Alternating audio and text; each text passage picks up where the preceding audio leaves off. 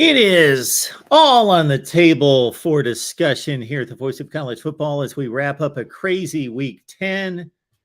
Look forward to week 11. Bring your college football playoff scenarios with you. We will discuss, of course, we will be here with a big watch party with all of you on Tuesday night, 7 o'clock Eastern Time, as we will watch the unveiling of the second edition of the College Football Playoff Selection Committee's rankings.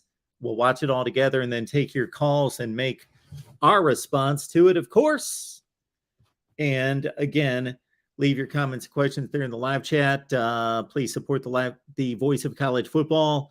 Like, share, subscribe, do all those good things. You got to subscribe basically because that way you can hit the bell for the notifications to know when we go live, which is constantly here on the main channel and then on all the other team channels as well. And again, our big watch party coming up Tuesday at 7 o'clock Eastern Time. And tonight we do USC live at 11 o'clock Eastern Time, 8 Pacific. All right, I've left the live link in the chat for you to join the show. And certainly we welcome everyone to jump on in and talk college football with us. We start off with the top 25 that actually makes sense. If you're not aware, it was released on Sunday, as it typically is. If you're unaware of what that is, well, about 5 or 6 years ago, I got sick of dismantling the AP and the coaches poll every week and informing everyone of where it didn't make any sense. There was no logic much of the time. So I decided to unveil my own rankings each and every week, which is completely resume based. And I appreciate your support. Appreciate everybody that checks it out, who either supports it, criticizes it, whatever the case might be. It's not flawless. It's not perfect, but it is logical based on the resume and the records of the teams, their performance on the field, and of course the opponents factor in. So check out the top 25 that actually makes sense. We will feature that tonight, as well as, again, leave your college football playoff scenarios. Week 11 previews. We'll go through the week of college football coming up starting on Tuesday night. The Maction's back here in the late going on Tuesday and Wednesday night, and we'll take it on through the weekend. We'll be live here Tuesday, Thursday, Friday, and Saturday. All right. Love the comment up top first and foremost that, yes,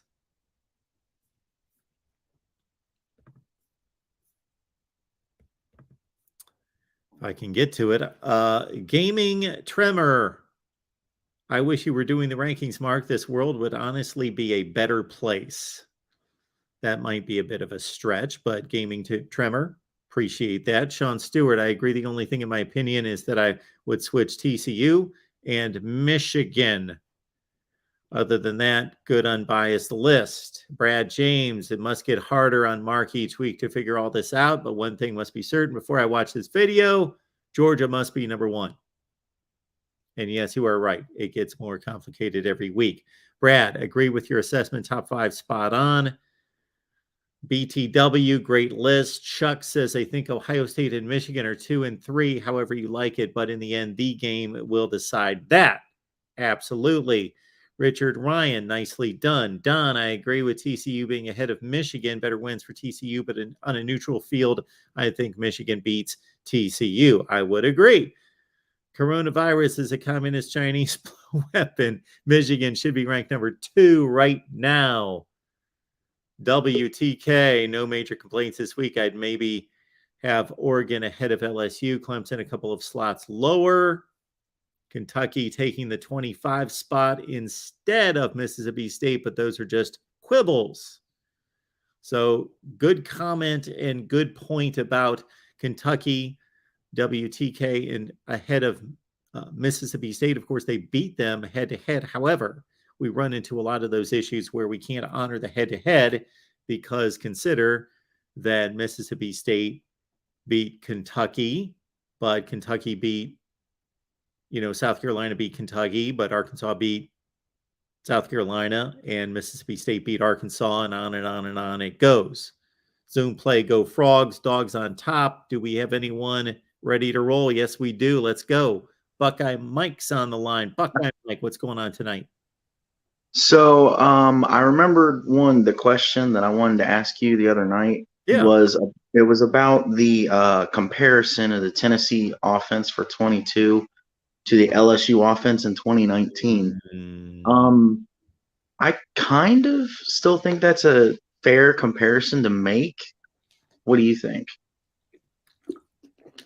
well, there's a number of ways to tackle that, of course.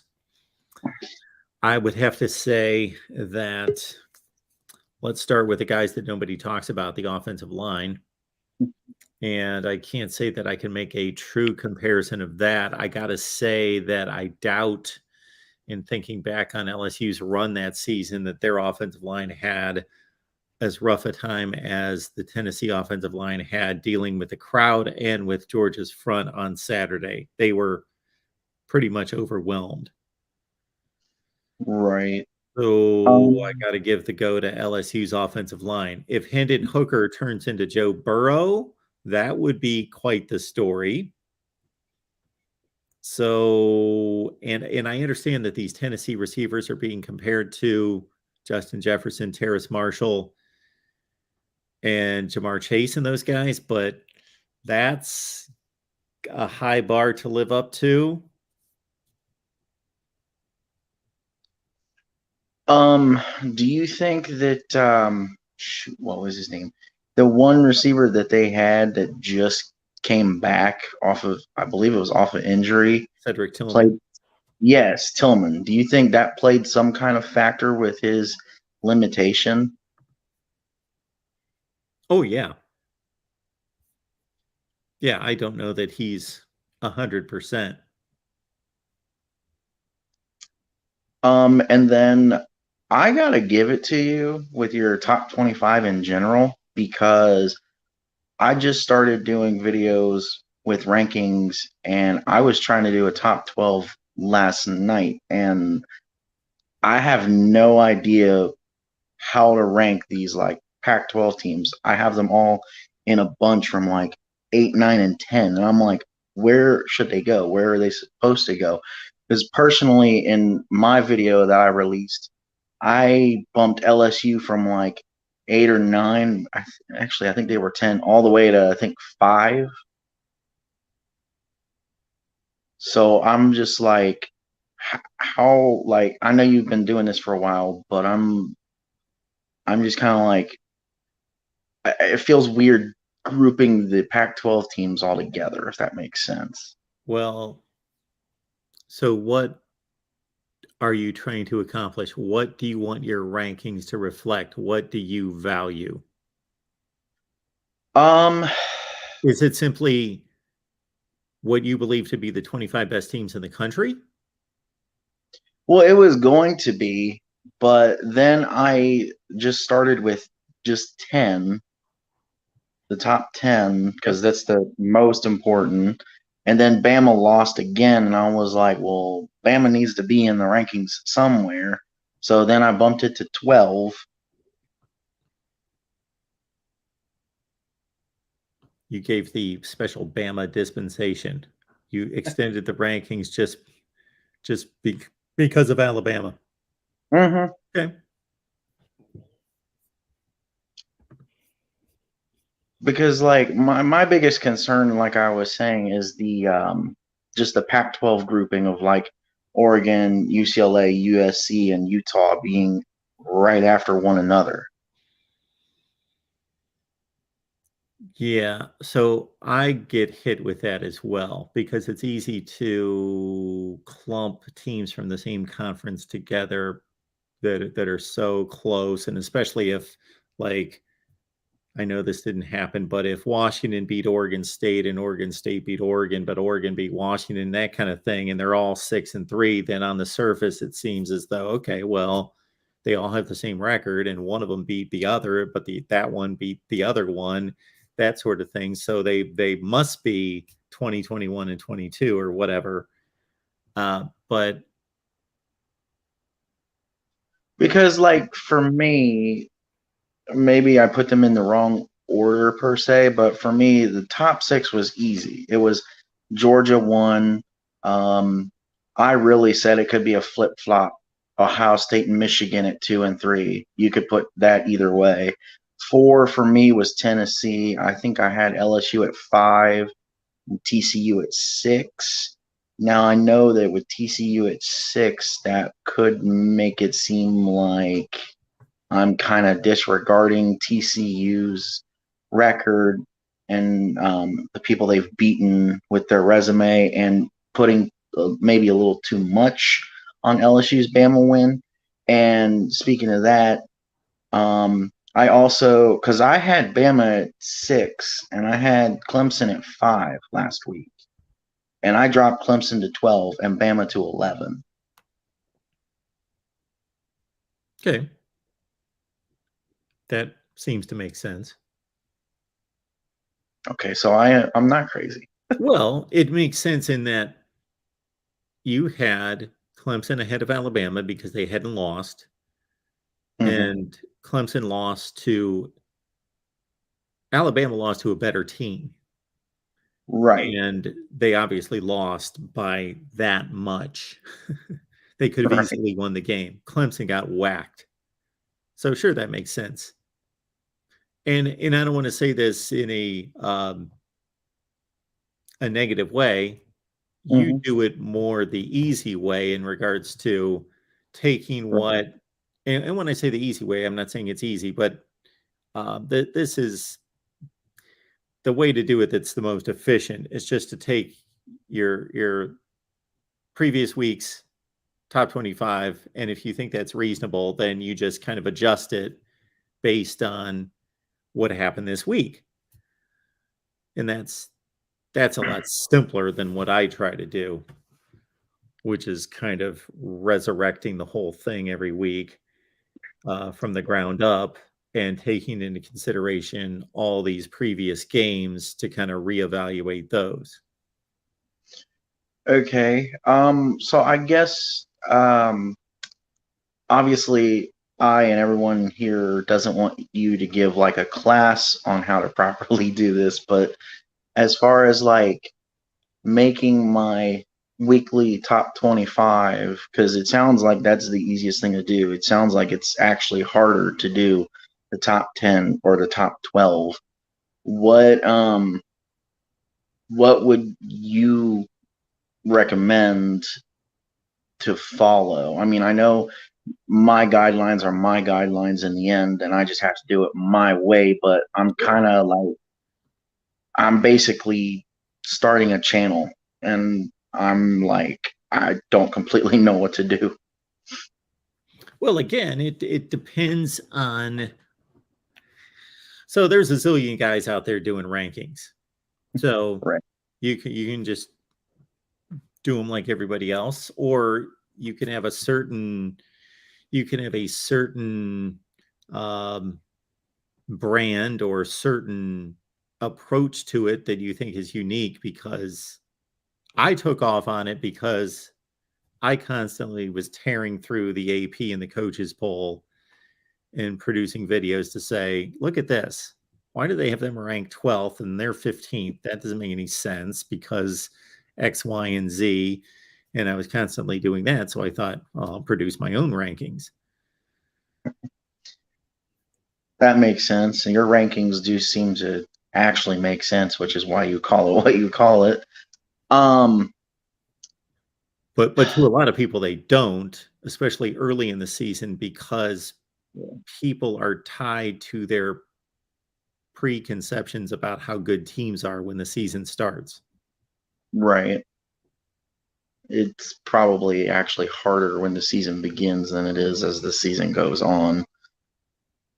Now I know the last time I called, we talked shortly about the Heisman. I actually, and maybe it's a perception of the stomping that Michigan gave, but I actually have Blake Corum as my front runner, and I know that ruins the video I'm going to release later, but yes, I have him as the front runner with CJ behind him. I do give Bryce some respect from being last year's winner because he is still in my top 4, but I think he's 4th in my opinion. and I think I either threw in Bo Nix or Drake May. Because I know you. I remember I watched most of the show Saturday night, and you had a conversation with a caller about like where's the representation for Drake May because North Carolina wouldn't be anywhere near as good as they are without him and everything.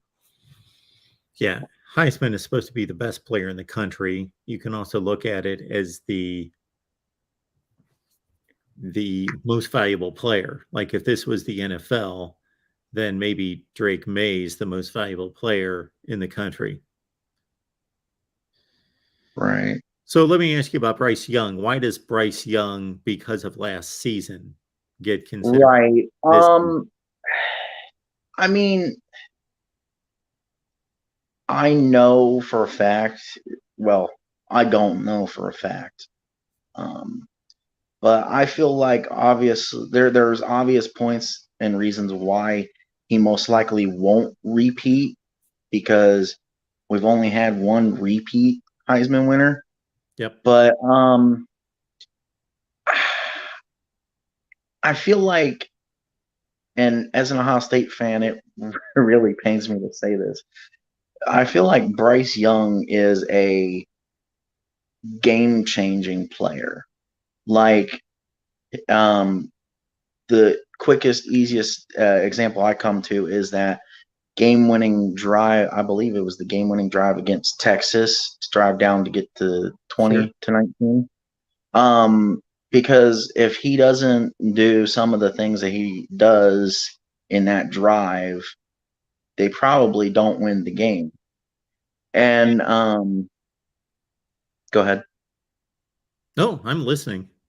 The other thing, You're right, though. And that's what makes the Heisman Trophy winner and the way we approach everything in college football completely different than, let's say, the NFL. The right, NFL, somebody could be a complete no name, nobody. And if they turn out to be the best quarterback in the league, they're going to get voted the MVP. There's not like a predetermined list. We are right, big in college football about having predetermined lists. Like here's the Nagurski watch list and the Remington watch list. Okay, I understand that to kind of focus people because there's so many teams to kind of get them um, familiar with who are supposed to be the best players, but there are a lot of players that get voted to all America lists and all conference lists at the end of the season when they didn't have a season to merit that. They were a name, they get name recognition. And the Heisman Trophy is the same way. There's a collection of players that have to play themselves into consideration. There are other players that have to play themselves out of consideration because we have this predetermined list before the season starts. right. So as the last thing for tonight, speaking of Bama, I released a video a couple days ago. I think actually it was yesterday. In my opinion, am I wrong to look at it this way? But in my opinion, I think that Bama is a 7-5 team masquerading as a 10-2 or 10-3 team. Well, you have a contrarian view there, but you've got some merit because you got some valid points. Because if they didn't have the name Alabama and their coach wasn't Nick Saban, and if this was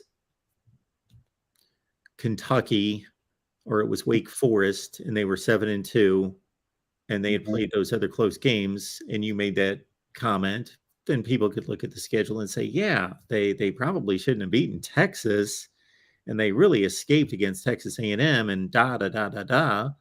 So maybe they're a 7-5 team, and we all love recruiting rankings, and the recruiting rankings are extremely important and they matter, but they don't always completely correlate. So it's easy to see the coach, the brand, the past history, and also the recruiting rankings and say, regardless of how bad they've looked at times, they're not a 7-2 team or what will probably end up a 10-2 team.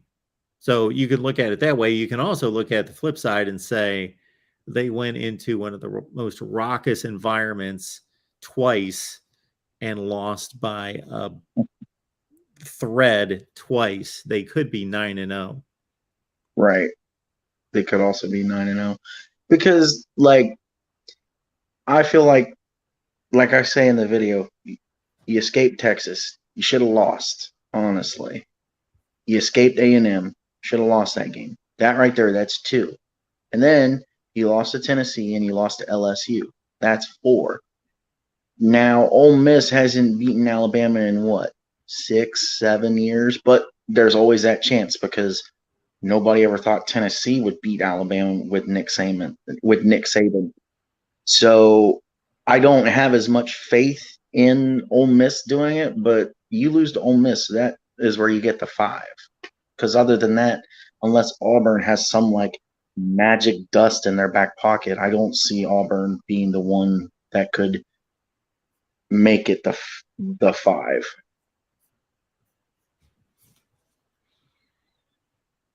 I hear you. I'm with you. Mike G here wants you to make your channel pro Ohio State, Michigan hate, and a dog the ACC and Pac-12 channel. Well, it already is definitely pro Ohio State with the kind of outlook of the whole college football in general. It's kind of a mix between Mark's channel with my rankings, Uncle Lou's channel with my opinion and reactions, and I guess just your various like other channels that do game reviews. So, Buckeye Mike, it sounds like you're going to put the rest of us out of business because you've taken the best of what everybody else does and you're going to have it all there. No, no, you were far superior, Mark. You and Uncle Lou both. You're just inspiration. I'm just getting started. Well, I appreciate it. We'll check out your channel. It should be a whole lot of fun.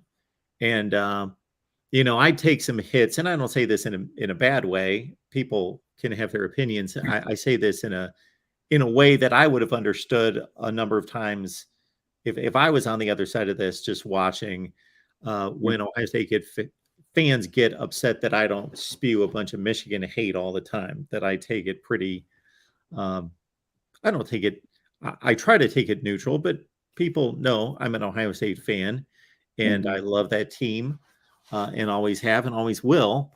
But yeah, that's not my focus here.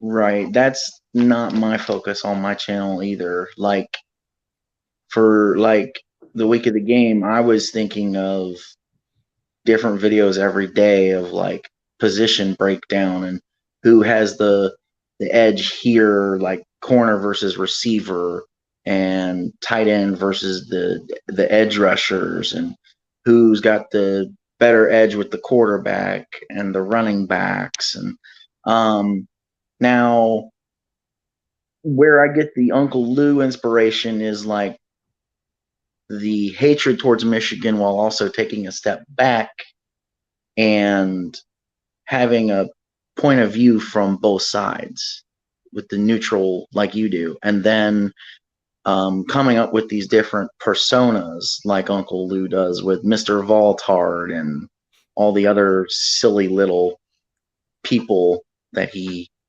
creates. Yeah, that would just take too much energy for me to do.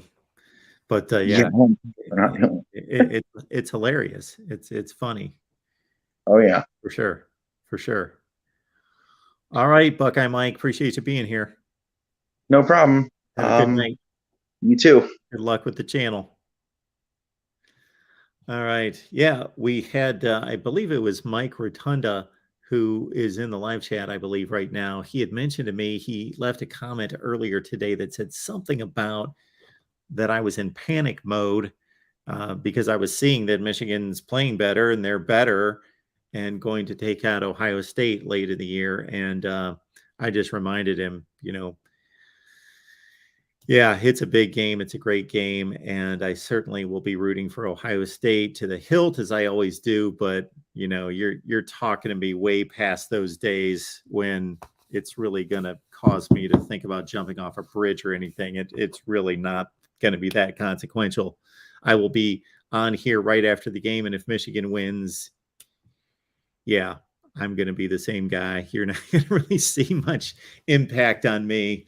You needed to see me when I was 15 years old. All right, Michigan fan Mike's on the line. Mike, how you doing tonight? Can't complain. How you doing? I'm good. I'm good. Oh, just a shout out for myself. It's my birthday today. Oh, well, happy birthday, Mike. Thank you. So I wanted to address a couple things that your Buckeye Ken mentioned. Now I noticed he mentioned Blake Corum for Heisman. I really want to believe that. I've, and the only thing I noticed is that I saw somebody put up a graphic that compared the last. I think it was the last three Heisman Trophy running backs, which was it Henry, Ingram, and was it Reggie Bush? I think. Those are the last three. We've got to go back to 05, huh? Wow, I guess so. Yeah. And I saw that when you compare them with total rushing yards and total touchdowns, Corum does actually measure favorably to all three of them. Okay. And that's kind of the hope I'm holding out. It's just that I know that usually in years where a running back wins a Heisman, there has to be pretty much every quarterback has to pretty much play themselves out. It's historically a quarterback's trophy. Yeah, it's a quarterback trophy. It's a skill player position trophy. It's not the best player in the country. Well, I remember back long ago. You remember that old Miami quarterback Gino Torretta? Oh yeah, 1992. Yeah, he was not a Heisman winning trophy quarterback. Back then it seemed like you got the Heisman Trophy by being the quarterback of the best team. You didn't have to be the best player. Well, I get your point because he wasn't that good, but I do think that your opinion might be skewed a little bit by him not being a good NFL player. What do you think? Well, that's kind of the status quo, though. I mean, how many Heisman quarterbacks do you know that actually go on to have a modicum of success in the league? It's not very many. Well, it's more recent players than it was way back when. Yeah. They're starting to. Baker Mayfield, Kyler Murray, those guys are starting to have big careers. Cam Newton. But yeah, I'll give you Cam. There are more failures than others. You don't think Baker Mayfield's had a good career in the NFL? Cleveland couldn't wait to get rid of him. Well, I understand that, but I think he's had a decent career in the NFL. He can start for teams.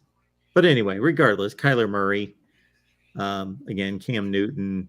Well, yeah, you're right. Most of them have not. Now, Gino Torretta, I'm going to look up his numbers, and I bet they're gaudy, especially for 1992. Okay, I'm willing to listen to him because I remember in that year. Gaudies, I thought. Yeah, I don't remember him having all these all-star numbers. Yeah, well, for the time, he threw for 3,000 yards, had 19 touchdowns, 7 picks, 57% completion percentage. I don't know where that ranks. Now, see, if Blake Corum went up against those kind of numbers, I do like his odds. Well, sure, but again, 22 touchdowns responsible for that was good enough to lead the conference.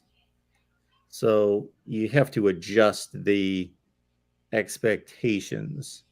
But yeah, I would agree with you. Those do not look like Heisman Trophy winning numbers. I would like to look at the vote that year and see who else was involved. You say 92. Yeah, I'm not going to torture myself to try to think of that. I could sit here and come up with that. I was 14 at that time. Well, I used to be really good at this, remembering all this at the top of the, instantly. But all right, so I read you Gino's numbers. Then he had Marshall Faulk. He was pretty good. 1,600 yards, 15 touchdowns. Nobody's going to win it for San Diego State, though. Garrison Hurst. Well, he finished second. And it was Toretta had a sizable win. It wasn't a landslide. Garrison Hurst was third, 1,500 yards, 19 touchdowns. Then you had a defensive player, Marvin Jones, finished fourth. Reggie Brooks of Notre Dame finished fifth. He had 1,300 yards, 13 touchdowns. Charlie Ward, who won it the next year, finished sixth. He threw for 2,600 yards, 22 touchdowns, 17 picks, and probably had a lot of rushing yards as well. Drew 17 Bledsoe picks? was eighth. Okay. There you have it. Yeah, Wow. Charlie Ward the next year threw 27 touchdowns with 4 picks and ran for 4 touchdowns. Oh yeah, that Charlie Ward had a beast year. That, in fact, did Florida State win the championship that year? Yeah, they shouldn't have, but they did. They were voted number 1. That was when they beat, what was it, Nebraska? Was it? Yes, they beat Nebraska on a missed field goal at the gun in the Orange Bowl, and Notre Dame beat them head to head. Why Notre Dame was not voted the national champion is beyond me. Yeah, I remember there being a bit of a controversy that year. And the other thing I wanted to mention is that, I mean, I do not like Alabama. And, me living in the South makes me want to hate them more. But I do have to say this. I think they are a legitimate 9-3, possibly 10-2. Because, I mean, I give them, I cut smack on them for the Texas A&M. But the thing is that, if memory serves right, that was Jalen Milroe playing that game. Good point. Yes. Now, I know that, and I think in that game, I can't remember who A&M's quarterback was, because I know that it originally started Haynes King, and then they benched him for Max Johnson. I think, was Johnson hurt, and then Haynes King played that game again? Yes, Haynes King played that game. Okay. Yep. So I don't fault A&M as much, because I kind of tote the opinion, if you have 2 quarterbacks, you have no quarterbacks. So them being down Max Johnson wasn't as big a deal as Alabama being down Bryce. So I will stump for Alabama on that one. I think if Bryce plays that game, I don't think it comes down to one play on the 2-yard line. You wouldn't think so. Yeah. You've said a few things to offend our buddy Dave, the Alabama fan. Oh, good. Well, then I'm doing my job. I don't know what you have possibly said that's been that horrible. Well, everybody hates Alabama, though, except for the SEC stumpers. Yeah, there's certain teams that everybody hates. I think that Alabama and Ohio State are probably the 2 most hated teams in the sport. I'm not a big Miami fan, but that goes back to the old 80s. Yeah, they were absolutely. I hated Miami in the 80s too, and in the 90s, but nobody really cares that much about Miami now because they're pretty terrible. Mediocre. And Notre Dame, I guess people still hate Notre Dame to a certain extent. Oh, yeah. Well, Notre Dame is so hateable, though. I mean, that's something like the whole, kind of like Alabama now, for different reasons. Everybody can unite in their hatred of Notre Dame. Ohio State fans don't like Notre Dame, I'm pretty sure. No. When Notre Dame and Miami would go at it in the late 80s and early 90s, I didn't know who to root for because I hated both of them. Do you ever get one of those convicts versus Catholic shirts? No. No, not really my style. No. Well, like I said, I really don't like sticking up for Bama, but I did have to make that point. I think, because I think the drop off between King and Johnson is a lot smaller than drop off between Bryce Young and Jalen. Absolutely. Okay, well, I'll bow out and let you get some other callers in here. Thanks, Mike. Okay, thanks a lot. Appreciate you being here. See ya. All right, look at this. We get to talk to Rick tonight. LBC Trojan, what's going on, Rick? No way. What's happening, Mark? How you doing? I am doing well. How you been? I've been fantastic. Hey, thank you so much for providing this great platform and giving a blowhard USC fan the platform to support his team by doing post-game shows. I love it. I know a lot of people hate me when we're talking about teams and hating teams, but that's cool because I tell the truth, man. And if people, I mean, there was a guy on here today. I first time I saw him in the chat, I think his name was Hal. I just made a comment that Alabama could easily be with 3 losses, losing at Tennessee and at LSU, and they could have lost at Texas. What does that tell you about playing on the road? And the guy just like screamed at me about being a Pac-12 homer and you guys almost lost to Colorado. I'm like, dude, we played Cal. If you don't like it, you don't like college football, me telling the truth, why don't you just watch tennis? Okay? So that's what I love about college football, Mark, is that people hate people because that's what it's about. It's about your own school. Mike just brought up, he hates Alabama. I don't hate Alabama. I respect Alabama for what Bear Bryant built. How can you hate what has been built by Bear Bryant and over time extended by Nick Saban? That is the greatness of college football. For those that hate Alabama, you're jealous and your school sucks. That's all it is, okay?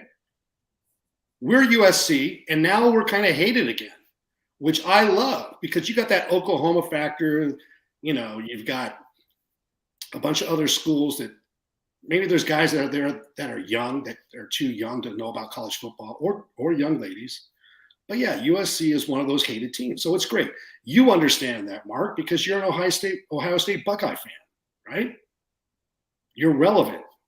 Your teams have been great.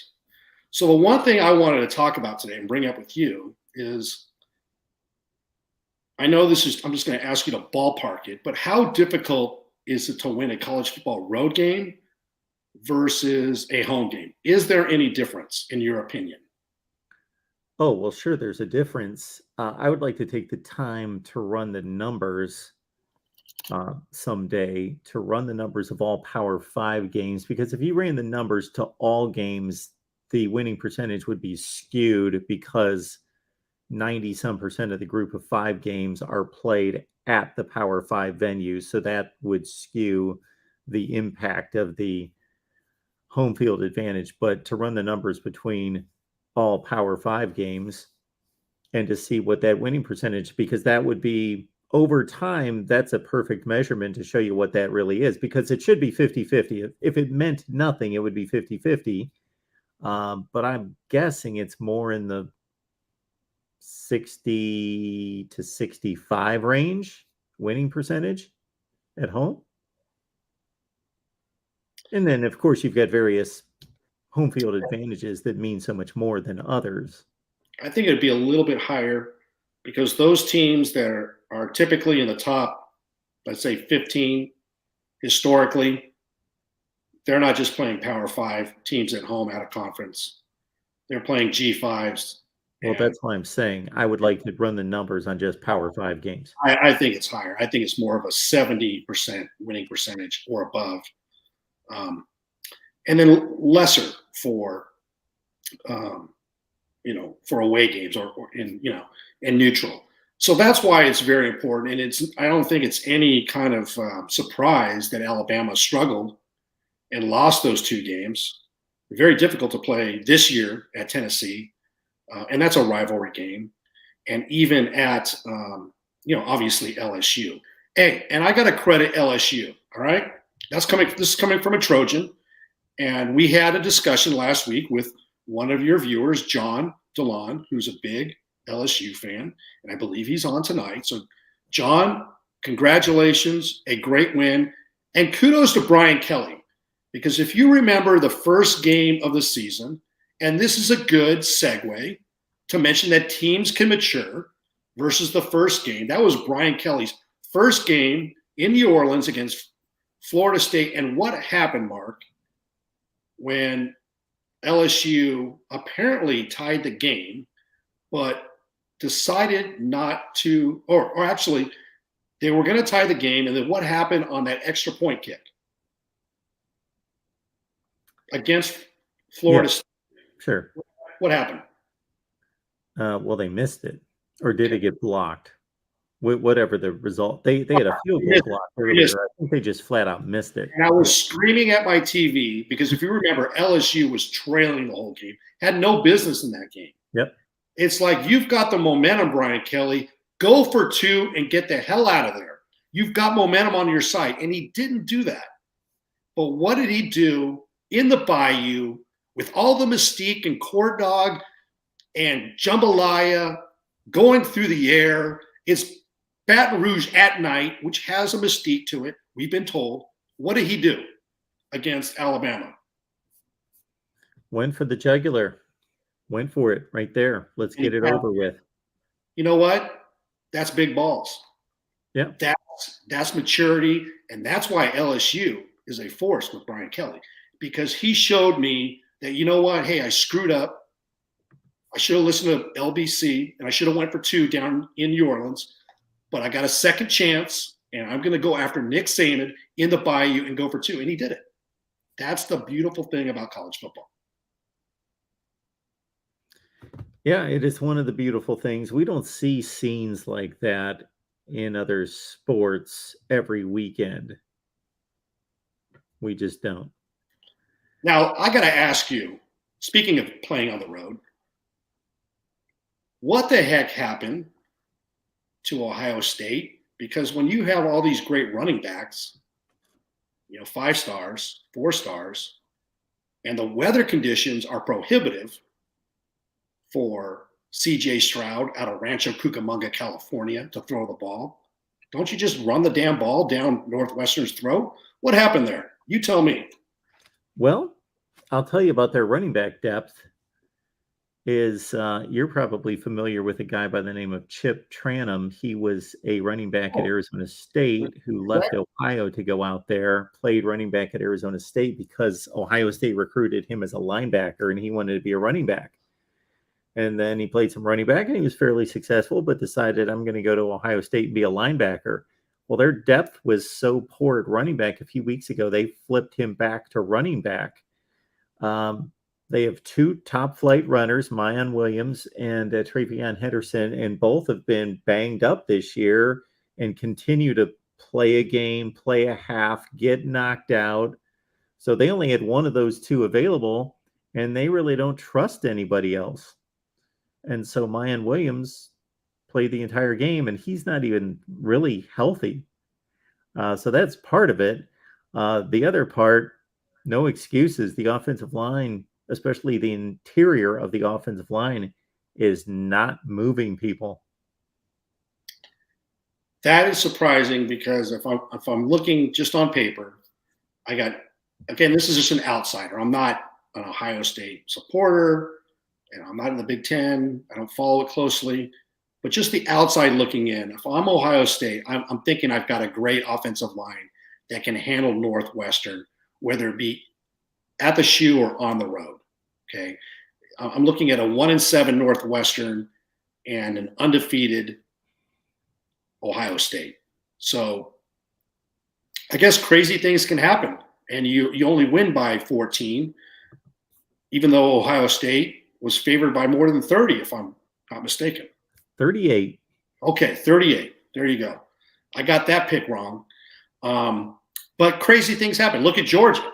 Who would have expected them against Missouri? To be trailing 56 minutes into the game? It happens. My USC Trojans have not been killing teams like Ohio State previous to this last week.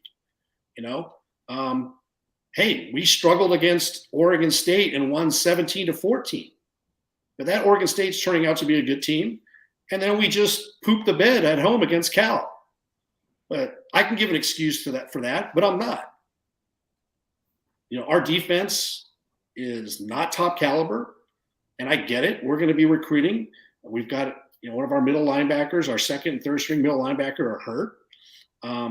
Actually, our first string middle linebacker, Eric Gentry, and then Raylan Goldford are hurt, but it's here nor there. We got 2 wide receivers out, but you've got to play the game, and coaching is so important. And in my opinion, Lincoln Riley has not coached very well the last 3 games.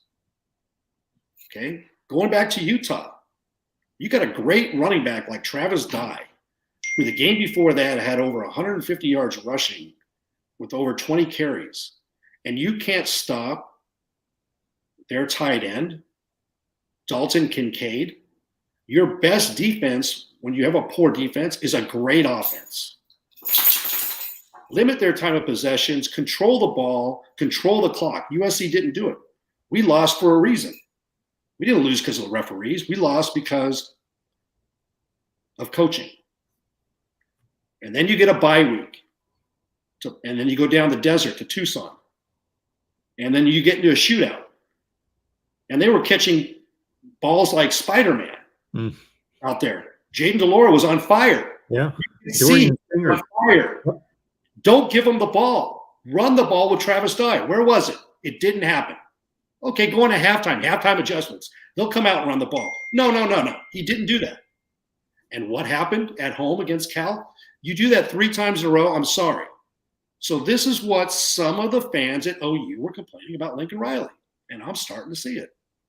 And you got Travis Dye and you got Austin Jones and you brought them here for a reason. Let them run the god-darn ball. Now, see, everybody, I am hating on my team and my new coach. Some of you might say that, but I am providing constructive criticism from a college football fan who's seen enough college football. Mark, what do you think of my craziness? Well, I have been a bit surprised at USC struggles the last few weeks. I know that you guys have informed me that there have been key personnel out. I remember Tim running it down during your last post-game show. Offensive lineman, Eric Gentry on defense. Of course, 2 stars at wide receiver. Even though the wide receiver room's capable, you lose a ton when there's no Jordan Addison and Mario Williams. So, again, Lincoln Riley's done an amazing job of player acquisition to get this program in position immediately, but we still have to, realize how bad the program was last year, how bad the roster was, and, temper the expectations a bit. Oh, I get it. And you've heard me state it before. I thought USC would be 8-4 this year. And this talk about in the beginning of the year, college football playoff from the national media who's uninformed. It's like, no way, no how. Even right now, we are not a college football playoff team. Play out all the scenarios. That is not the case. Now, the other thing, and you brought up that, Mario Williams and Jordan Addison have been out for the last 2 games. That's also an issue because, when you're enamored with, let's say, scoring quickly within 2 minutes, and Caleb Williams has been phenomenal, 28 touchdowns, 1 interception. But when you get these quick strikes, right, well, you're putting your defense back on the field, this defense that's already thin, that's hurt and it's injured. And then when you go for a long pass on first down, let's say 25 yards, low percentage with some receivers that are not Mario Williams and Jordan Addison. And then you run the ball on second down and you get to 3rd and 8, 3rd and 9. And then you're asking your maybe 3rd, 4th receiver, we got a deep room, but you're putting pressure on them to make a spectacular catch, to move the sticks, to move the chains. Because you don't have Jordan or Mario to catch that 3rd down pass. That's also problematic. So I think, don't get me wrong, Lincoln Riley's done a great job. He's turned around this program. He's going to get his guys in. But I just disagree with the play calling in the last 3 games. It's not helping your defense that's already been struggling. And a lot of USC fans that are uneducated, and trust me, there are a lot, just like every other fan base, and Mark, you know this, being an Ohio State born, there's a lot of uneducated, over-emotional Ohio State fans. But they're like, fire Alex Grinch. This is messed up. No, it's not. It's not. It's like USC's defense was always the Achilles heel. Don't be foolish, okay? We got guys out of the frickin' dumpster to come to USC to play defense. Give this guy a chance to get his own guys in. I mean, if you don't like it, go root for UCLA.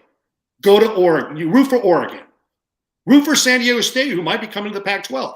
but get the hell off the USC bandwagon, all right? Because you're not a true Trojan.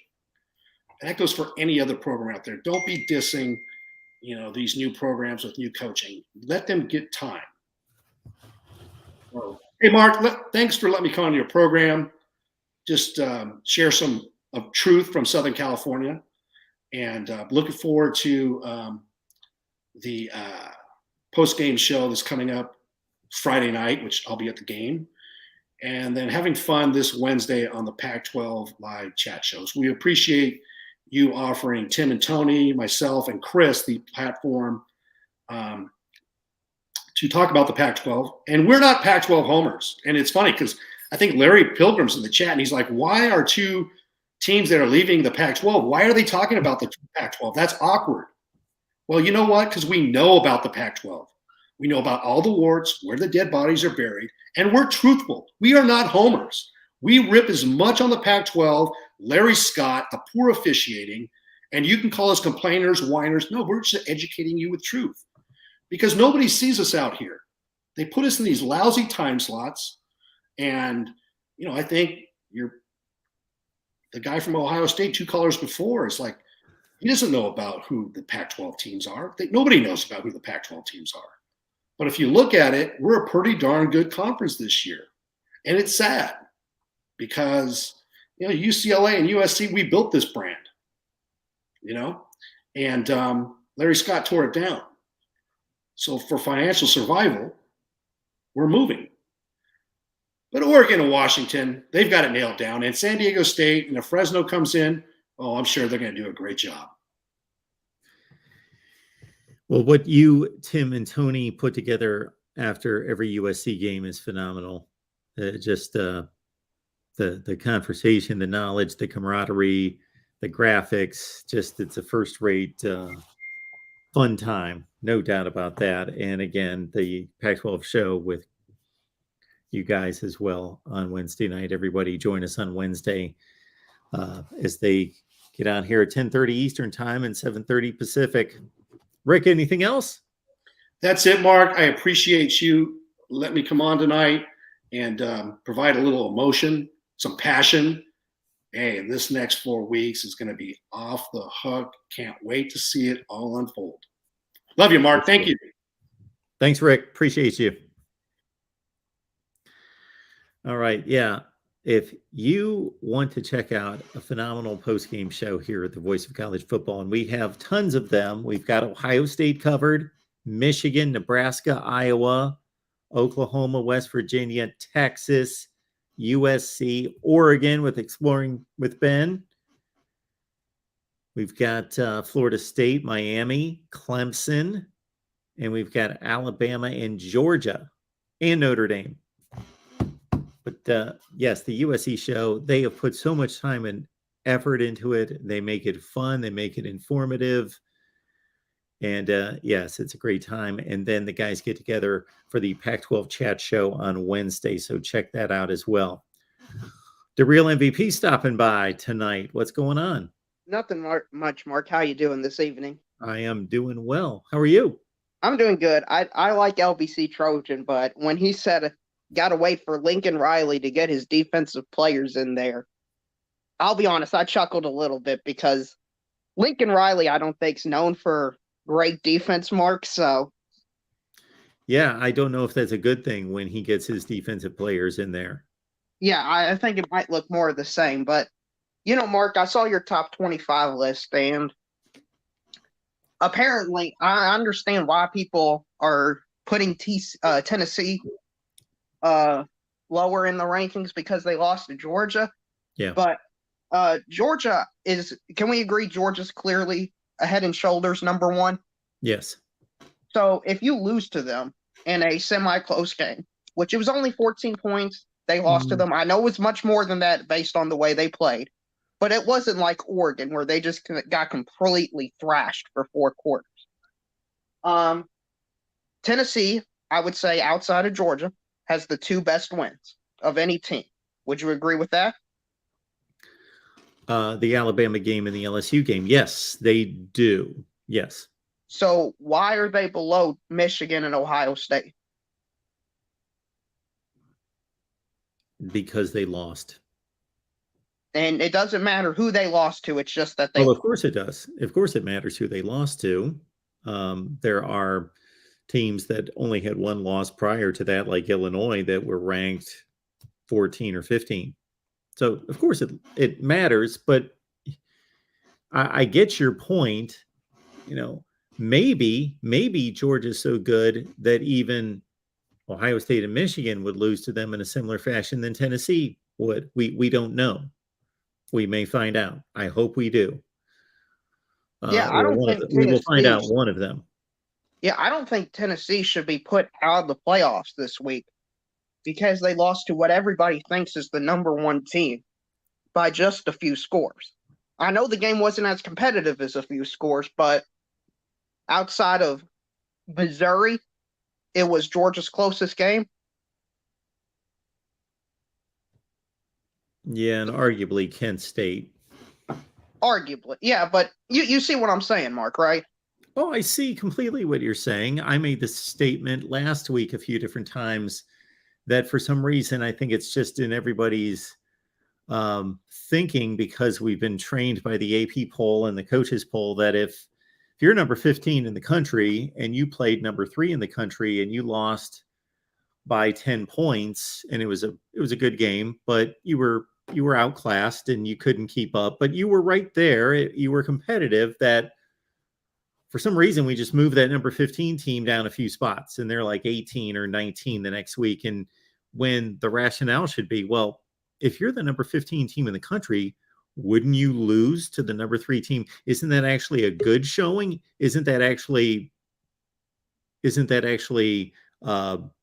substantiating that you're a good team by staying within 10 points of the number 3 team? But we just have it kind of this ingrained in our minds what we're supposed to do with teams. So I get your point, but we don't know in fact if Georgia's that much better than anyone else. We don't know in fact, but we can say for right now that Georgia's resume is that better than anyone else. Well, they've got 2 games out of 9 that's that much better. I don't think their resume is much better. You don't think their overall resume is better? No. Well, I do because I rank them number 1. Yes, the resume combined with their dominance, I believe, clearly makes them the number 1 team. But you're judging them, and there's nothing wrong with this, but you're judging them on their maximum performance, how good they can be. Right. But their overall resume is not. If you truly consider the entire schedule, they've played 2 excellent teams and they manhandled them. Right, and that's got to account for something. Of course it does. That's why they're number 1. Right, and Tennessee's wins are pretty good as well. They've got a few. The LSU game gets better and better and better all the time. Right. They're going to be they're going to for sure most likely beat the first and second best team in the SEC West. Yeah, they beat LSU and Alabama. Those are 2 exceptional wins. To your previous point, Tennessee has the 2 most impressive wins in the country aside from Georgia's 2 impressive wins. Right. And unfortunately, most of this has been done within the conference. So there's always that question. Right, I understand, but I would have Tennessee at the very least ranked ahead of Oregon. And Tennessee, because you're making that direct comparison. And that's all you would be basing that on. That's correct, but I think we need to use that comparison because it's the only direct comparison we have. I think I understand your points, but we're starting to, if we do that, make these rankings kind of within a vacuum. And you get into trouble doing that. And a lot of people attack my rankings and they point out like one team versus one team, and then they blow that out of proportion and they lose sight of that impacts a lot of other teams' rankings. And it doesn't take into consideration a lot of other things. I understand that. Tennessee did lose. They did get challenged at Pitt in overtime. I know. decent team. They're not horrible. No, They're they're not not awful. horrible, but But there isn't a team this year that hasn't been challenged. true. So, I mean, Ohio State got challenged somewhat by Northwestern. Now I get it, the rain and stuff like that, but still, it was Yeah, challenged. They were challenged. Yeah, they more so got challenged against Notre Dame. And Right. that's pretty much it. Yeah. Yeah, So, I mean, everybody's been challenged. we can't point to one game and say they were challenged, so therefore they need to be lower. Well, we need to look at the other teams and see if they were challenged Yeah. as Yeah. well. But when you go to the committee's rankings, because that's ultimately the rankings that matter, Mark, okay? Yep. Would you be shocked if Tennessee's anywhere from 2 to 5? Oh, that's where they should be. That's where I would think they would be. Okay, but do you have a scale of where you're leaning them toward? I've got them at 5 myself. I believe at 5. 4? 5. No, I've got Tennessee at 4. Anyway, well, I said last week that the statement that the committee made that was the loudest this particular week was TCU number 7 as an undefeated team. And their second biggest statement was LSU at 10 with 2 losses. Now, this week, their biggest statement is going to be, as I said last week, I said next week, the biggest statement is going to be, how far does the Georgia-Tennessee loser drop? That's going to tell us so much about how much they are considering a second SEC team that does not go to the championship game. So if Tennessee's still 5, they're in great shape. Well, if you want my opinion, I think they'll flip with Georgia, and I think LSU and Alabama will flip. So that puts Bama at 10, LSU jumps to 6, right? Yep. Yeah. I've got LSU at 6. Yeah. I've got Georgia 1. Yeah. I think Michigan has played better than Ohio State. Yeah. So I think the committee will have them 2. Tennessee 3. And then Ohio State 4, TCU 5, Oregon 6. So I think that's what the committee will have as the top 6. So I've got no issue with you saying that Michigan's playing better than Ohio State, because I released Big Ten power rankings a couple days ago. If anybody wants to check those out, and you can see where I ranked Ohio State and where I ranked Michigan. But the issue I would have is Ohio State was number 2 last week, correct? That is correct. And Michigan was 5, correct? That is correct. So on the strength of beating Rutgers and Ohio State struggling, while Michigan also struggled, it was 17-14 game close to halftime. They just didn't struggle in a similar way, that they're going to propel Michigan. So again, understand me, I don't have an issue with Michigan being ranked ahead of Ohio State. I have them ranked ahead of Ohio State. But for the committee, based on last week's results and performance, to take now, if they were 2-3, I would even argue if they were 2-3, they can't do that. But from 2 to 5, based on just last week, that would be insane. Mark, that's what I think they're going to do. Okay. That's crazy. Well, that makes no sense if that's what happens. I think that's what they're going to do, Mark. And again, I don't have an issue with it on face value, but based on last week's rankings, there's no way you can drop an Ohio State team at number 2 that beat Northwestern 21-7, that struggled, looked bad on offense. We know what happened, and elevate Michigan. Now, if Michigan would have beaten Penn State, if that was their Penn State game, and elevate them past, fine, I got it. But right, and to be clear, this isn't what I would think, because I think Michigan the last few weeks has looked like the better team than Ohio State. But I think this is the week the committee is going to put Michigan ahead of Ohio State. It doesn't matter because they're playing in 3 weeks, but that would be crazy. Right. Can you get Ben in here? Show me that they don't know what they're doing. Can you bring on Ben, please? Sure. Where's Ben? Our buddy Ben's jumping on here. Welcome in, Ben. What's going on? All right. My comment here on this subject is that I could see that very possibly happening, because I could see them looking at all the teams that they had in the top bit being, it depends on how close they were evaluating those teams. If they were evaluating, They better be evaluating these teams. If it came even, and they were evaluating Ohio State being probably the better, we'll say Tennessee lost, so they're definitely, but you have Clemson also out. So if they evaluated, let's say, Michigan, Clemson, Georgia, and Ohio State really close, and then they watched the performance of those games, I could see it happening. I don't think it will, but I could see it. I could see Do it you being think easily it's justified. justified? I could see them easily justifying because I think they said what they were justify, what they think they justify versus actually justifying something are two different things. Do you think that that's justified? The number 2 team in the country, if that's an accurate ranking, the number 2 team in the country beats Northwestern 21-7. We know what happened.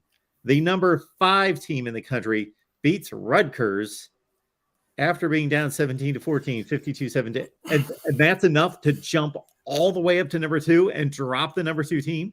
Yes, because of this. 8 previous games. Because of this, though, Mark. There's way too much. If that happens, there's way too much recency bias. I know. People don't understand the entirety of the season and all the factors in all the games. If that happens, then they're completely moronic. I will not be able to produce enough videos to tell people how stupid these morons are if they do that.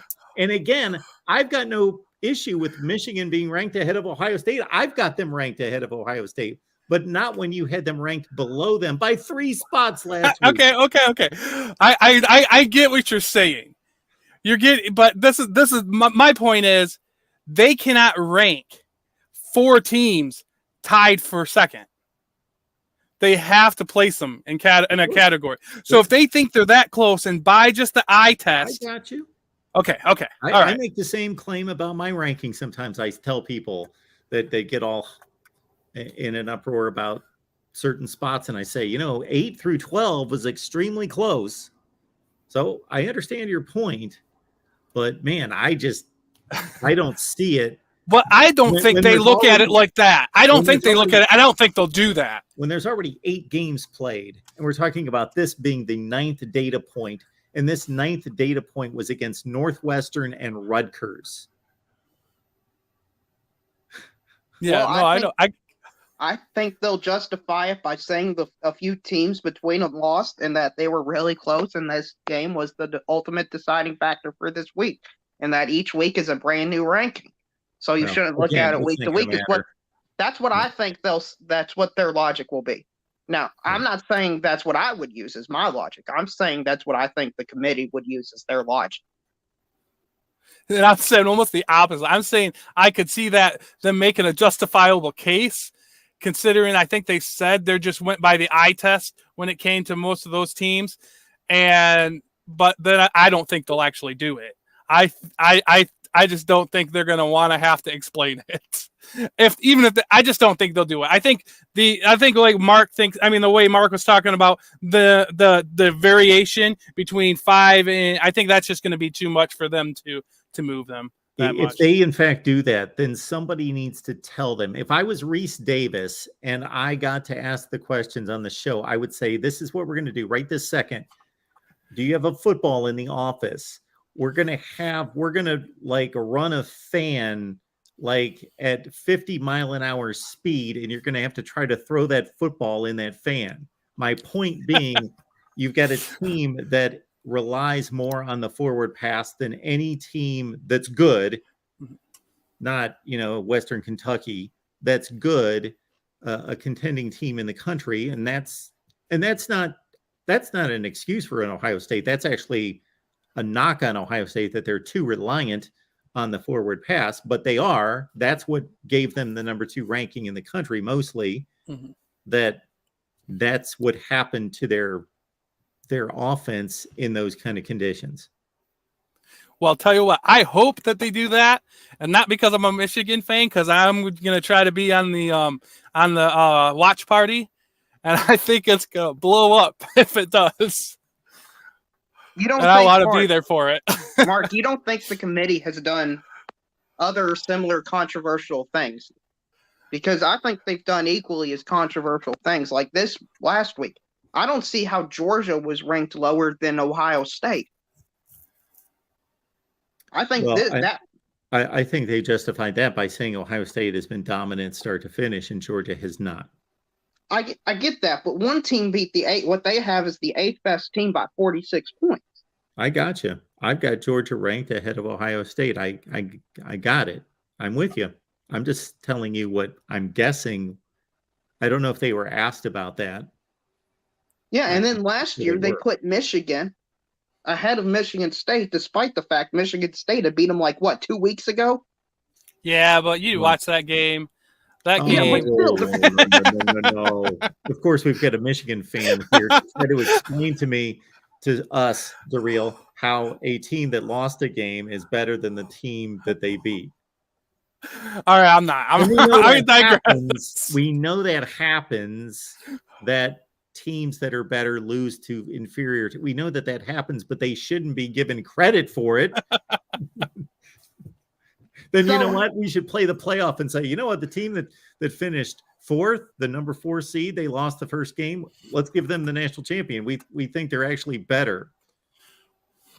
Mark's picking on me because his Ohio State Buckeyes didn't look so hot this week, and it's spilling over. Yeah, I was fuming about that. Yes. Well, Ben, this is the first time I think I'm hearing a lot of people say that they would pick Michigan over Ohio State. Mm-hmm. And I think this is the year Michigan beats Ohio State. So I could see a realistic scenario where the 4 playoff teams is Georgia, Michigan, Tennessee, Ohio State. I think that's where we're currently headed. The real, if I remember correctly, you thought Ohio State was the best team in the country until about 3 weeks ago? There was a tier. I have a tier of 5 teams. That's what I've had for a month or a half now, with the 3 SEC teams in Ohio State and Michigan. And I still think those are the 5 best teams, but obviously Alabama's out of it now. They can't win it, so. I could almost. I don't know. I'm not high on Tennessee. But I don't know who I would put. I don't know who I'd put above them. I actually think Alabama's probably a better team than Tennessee. But the wins and losses have to count. But I don't know who I would put above Tennessee. If I had to make that choice. Right now, I think people are overreacting to Tennessee losing to Georgia, and I think it also speaks to unfair scheduling because poor Tennessee has to play Georgia and Alabama every single year. I mean, oh yeah, that's crazy, and yeah. I don't think they should be penalized for splitting those 2 teams. I agree. Pretty soon we might be saying poor Alabama has to play Tennessee every year. Yeah. Mark, are you one of these people that think the dynasty's over? I mean, no. Okay. Alabama's still great. They're still 7-2, and they were only 4 points away from being undefeated. I mean, yeah. It's not the end of the world for them. This has been said at other times during Nick Saban's run. Like when when Auburn beat them in the kick 6, and then they lost Oklahoma in the Sugar Bowl, that, okay, this is, teams running offenses like Johnny Manziel at Texas A&M are taking over the sport, and Alabama is still running, what they're running, a pro style offense. And when they missed the playoffs in 2019, there was a lot of talk about, okay, that this is the end of the run. Yeah, my thing is what people have been saying in these calls as well. If you switch a few of their wins into losses that were really close, it's like, these are 50-50 games, and Alabama's 2-2 in one possession games? I mean, isn't that what's supposed to happen in one possession games? They're win about where they should be. They're about where they should be. Not every team loses every 50-50 game, and not every team wins every 50-50 game. So I don't understand that line of thinking. One thing I do criticize as far as coming from line of thinkings in SEC, like when you were speaking earlier, Ohio State and Michigan have both taken a lot of flack recently about the last games they've both played, like the Northwestern game and the Rutgers game, which the Rutgers game wasn't even close. But nobody in the SEC gives Georgia any flack for the Kent State game. What are you talking about? All I hear is Georgia struggled against Kent State and Missouri. Really, you think so? Yes, that's all I don't hear. know. Maybe, probably, Durrell, and I'm looking at it probably like this. I don't see it. I haven't seen it a lot. But I'm probably looking at it like I'm seeing it a lot more now because both Ohio State and Michigan, it's been recent. And I'm thinking it's more and more of a recency thing. But I think when we look at those two things, I don't think we should look at them different. I guess I get what you're saying, but I don't consider a 17-point win to be a struggle. Like, I understand they didn't look good and they didn't play well the entire game, but still, if 17 points is a struggle, then then look at the Michigan Rutgers game. Yeah, what was that? 52-17. Well, then Ohio State did not struggle against Northwestern. That was 14 points. So we're splitting hairs between 14 and then you have to factor in the weather conditions there. It's not going to be as high of a score. It's not going to be. They outscored them by 3-1, and it's not going to be as high of a scoring game in that kind of weather just for any team. So, if people want to say with Georgia they underperformed expectations, I think that's a fair criticism. But people saying they struggled, I mean, that paints the picture. They only won by like 7 to 10 points. Well, it all depends on how you arrive at the final score. We've all watched games that were 21-point games that were really good games because they were 35-28 with 4 minutes left in the game, but then there were 2 backdoor touchdowns and the final score was 49-28.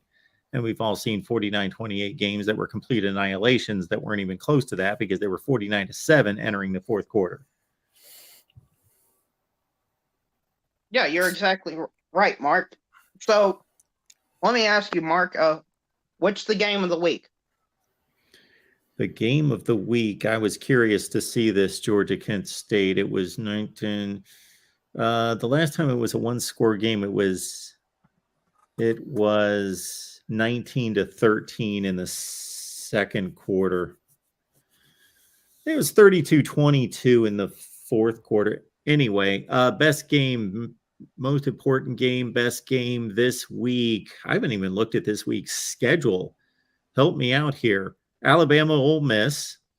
Yeah, you got what would be a potential playoff matchup, or winner gets to the playoffs, in UCF versus Tulane this week. Yeah. North Carolina plays Wake Forest. Yeah. Okay. I don't know what that really matters. Do you think Mississippi will put up anything against? What do you think about the Mississippi Georgia game? You mean Ole Miss and Alabama? No, I thought Georgia plays Mississippi State. Mississippi State. Sorry, Mississippi State. Yeah, that's maybe Georgia has a bit of a hangover, and Mississippi State, they're capable, of course, and they're supposed to have a good offense. But most people, I guess, if we would ask the chat, would guess that Will Rogers and Mississippi State, that's a great offense under Mike Leach. They're like 55th in the nation in offense. It's really not that devastating. So that game's 42-17. Oh, yeah. TCU plays Texas. Oh, yeah. There's your game. That's a game. At Texas, right? Yes. Yeah. I can only watch one game. I'm watching that game. Yeah. Washington plays Oregon as well. Sure. Okay. Yeah. So that TCU Texas game will probably be the game of the week if you're trying to figure that out. And I will be interested in watching Illinois and Purdue, but I know that's and Iowa and Wisconsin, because if Illinois wins, then they're in the driver's seat. But if Illinois loses, then the Western Division is totally in chaos. And Iowa and Wisconsin, actually, the winner of that game, if they run the table, will win the West.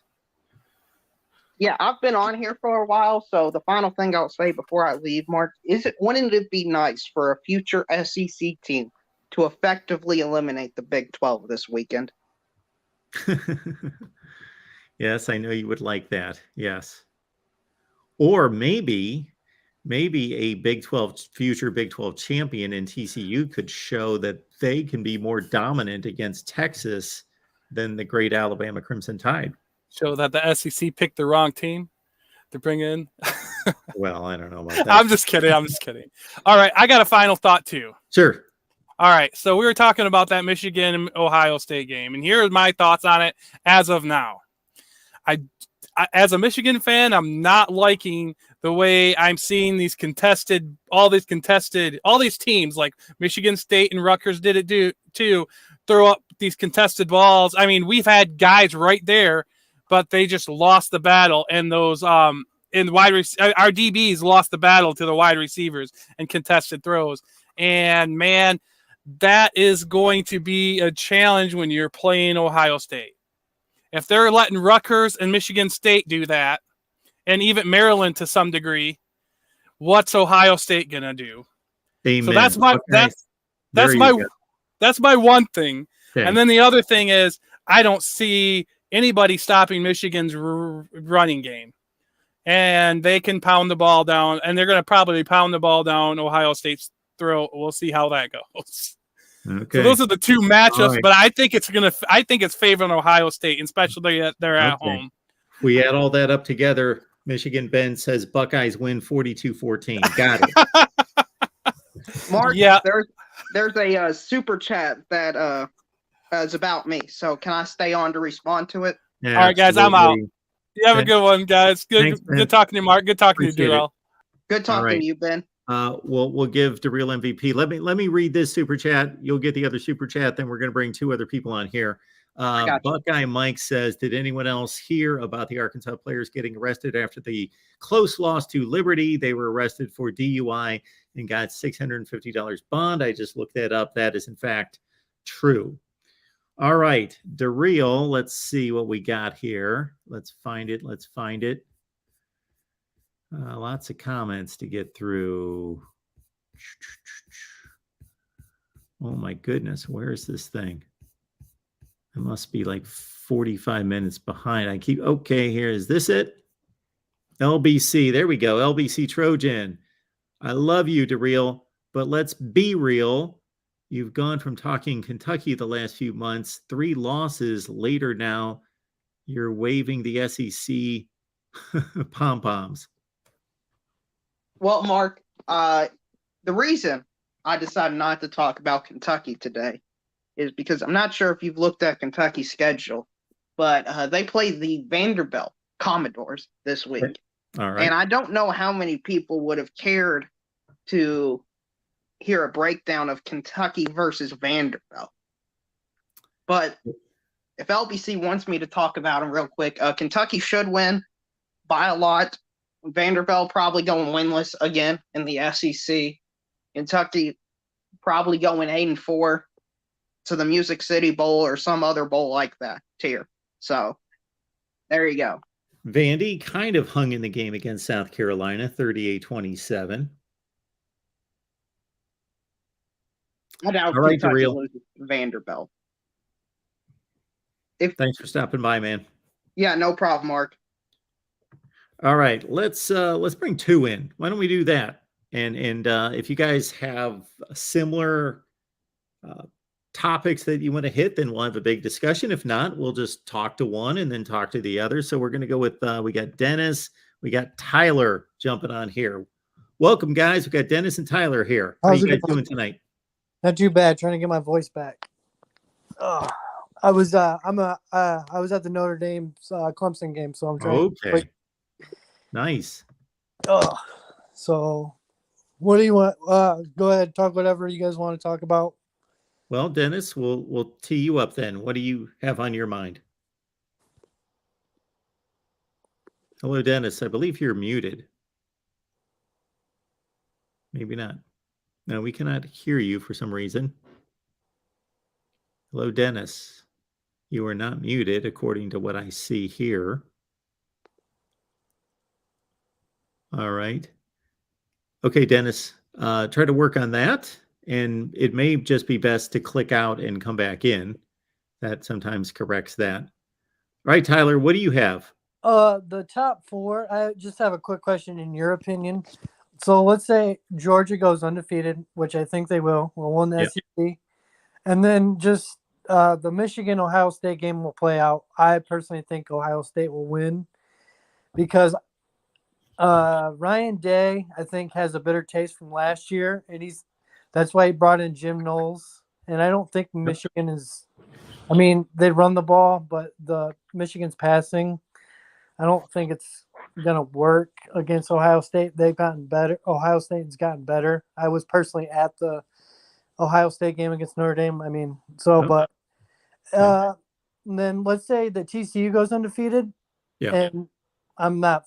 Does a one-loss Clemson or a one-loss USC or Oregon get the 4 spot?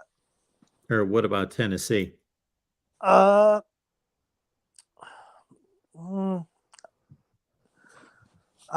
that's the thing that's just I mean, do you take that one loss against Georgia or do you take a conference champion of a Pac-12 or an ACC? Yeah. So you've got TCU, Georgia, and Ohio State undefeated. Yes. They're all in. And so we're looking at Oregon, we're looking at Clemson, we're looking at Tennessee and USC. Yeah, Well, because I know USC and Oregon cancel each other out. One of them, No, see, that's man. I don't know. It's just they're going to play each other.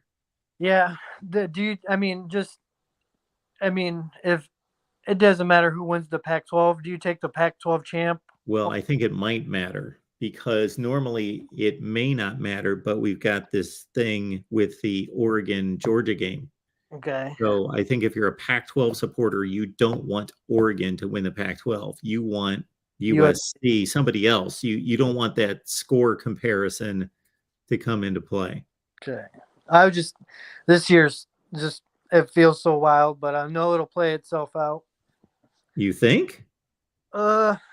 Yeah. Tyler, I hate when people say that, actually. I know what you mean. Yeah. Some of it will play itself out. It's going to get untangled to a certain degree. Yeah. Like, it's not going to be as cloudy as it is now because things are going to happen. Teams are going to lose and eliminate themselves. But I don't see it becoming, I do not believe it's going to work itself out. There are going to be teams left out that earned a playoff spot. That's why I'm excited for the 12 team expansion because we won't have this problem.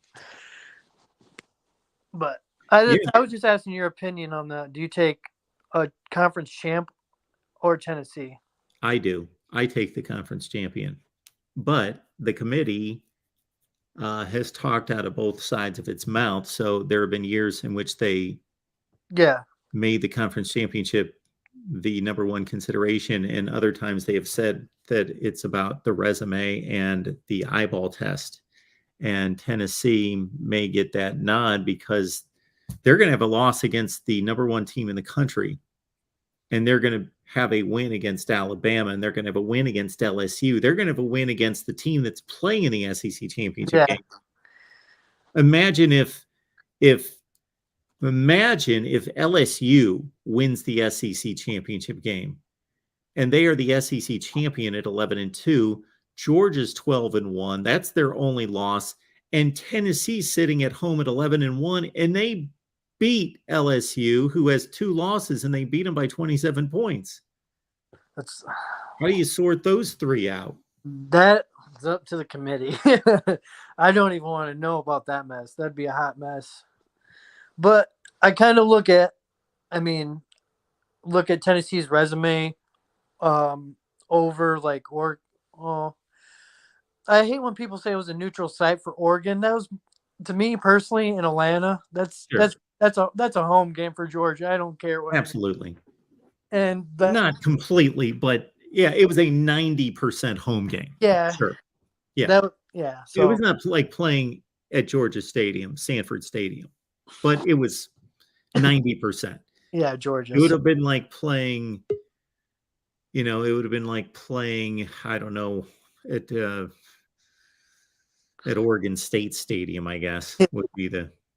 So that's but again, we'll figure out what the rankings were. How do you think the rankings will come out tomorrow? Your top your top 6 teams?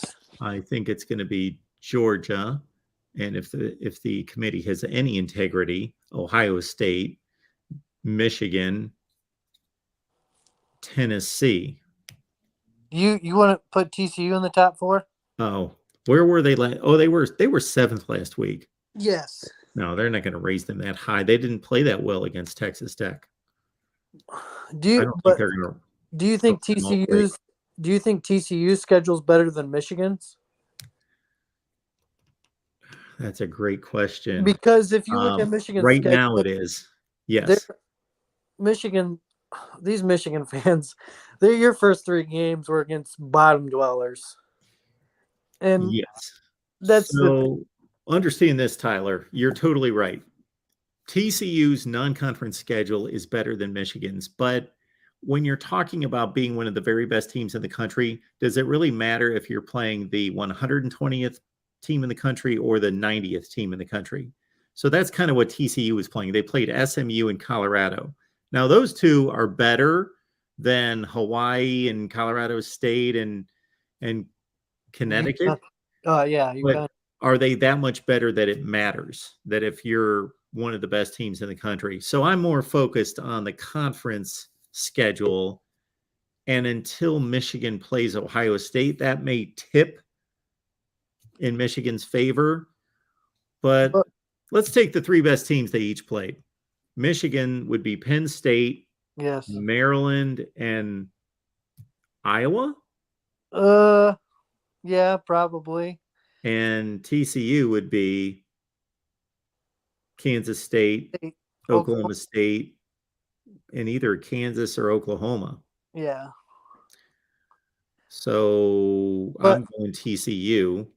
Yeah. And they're tacking on Texas this week.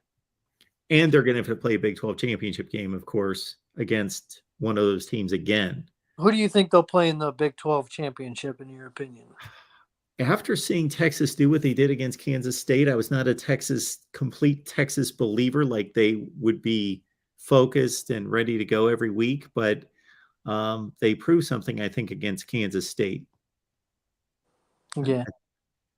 I think TCU may have to beat Texas twice. And I've noticed with TCU's problem, they get behind, but they come back and win games. But I think that's going to eventually bite them in the butt. Yeah, it is.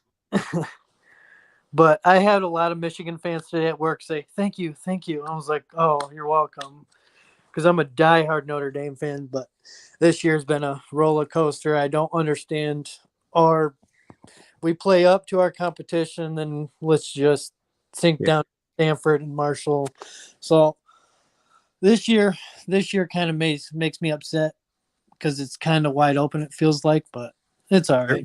If anyone would have said Notre Dame's 6-3 right now, everyone would have said they would have lost to Ohio State and Clemson for sure. Yeah, without even thinking about it, and then probably North Carolina. I thought it might have been USC this year, not North Carolina. Well, I'm talking about right this second. Oh yeah, I understand. But them being 6-3. Yeah. That's funny that you say that we beat Clemson and North Carolina because those two teams will probably meet in the ACC championship. Yeah. You're the winner of the ACC. You were the ACC champion. Thank you. You are. Which you are almost every year. And, Clemson fans don't like to hear that. And I get Clemson. You've actually won the ACC a zillion years in a row before last year. But Notre Dame, you guys never lose to anybody in the ACC unless their name's Clemson. We beat Clemson. Now that's 27 straight against ACC, like regular season. 7. Yes, 27. Since the 2017 Miami game, right? I do believe so. Yes. And that's crazy. The one year that we beat Clemson when they were number 1, that game I didn't like that win because they didn't have Trevor Lawrence, and they had 3 defensive starters. And it had an asterisk to it, but now we beat them, and I was like, oh, it felt validated. It washed away one of those losses, but you still have the Stanford or Marshall loss, however you look at it. And I'm actually happy for Brian Kelly.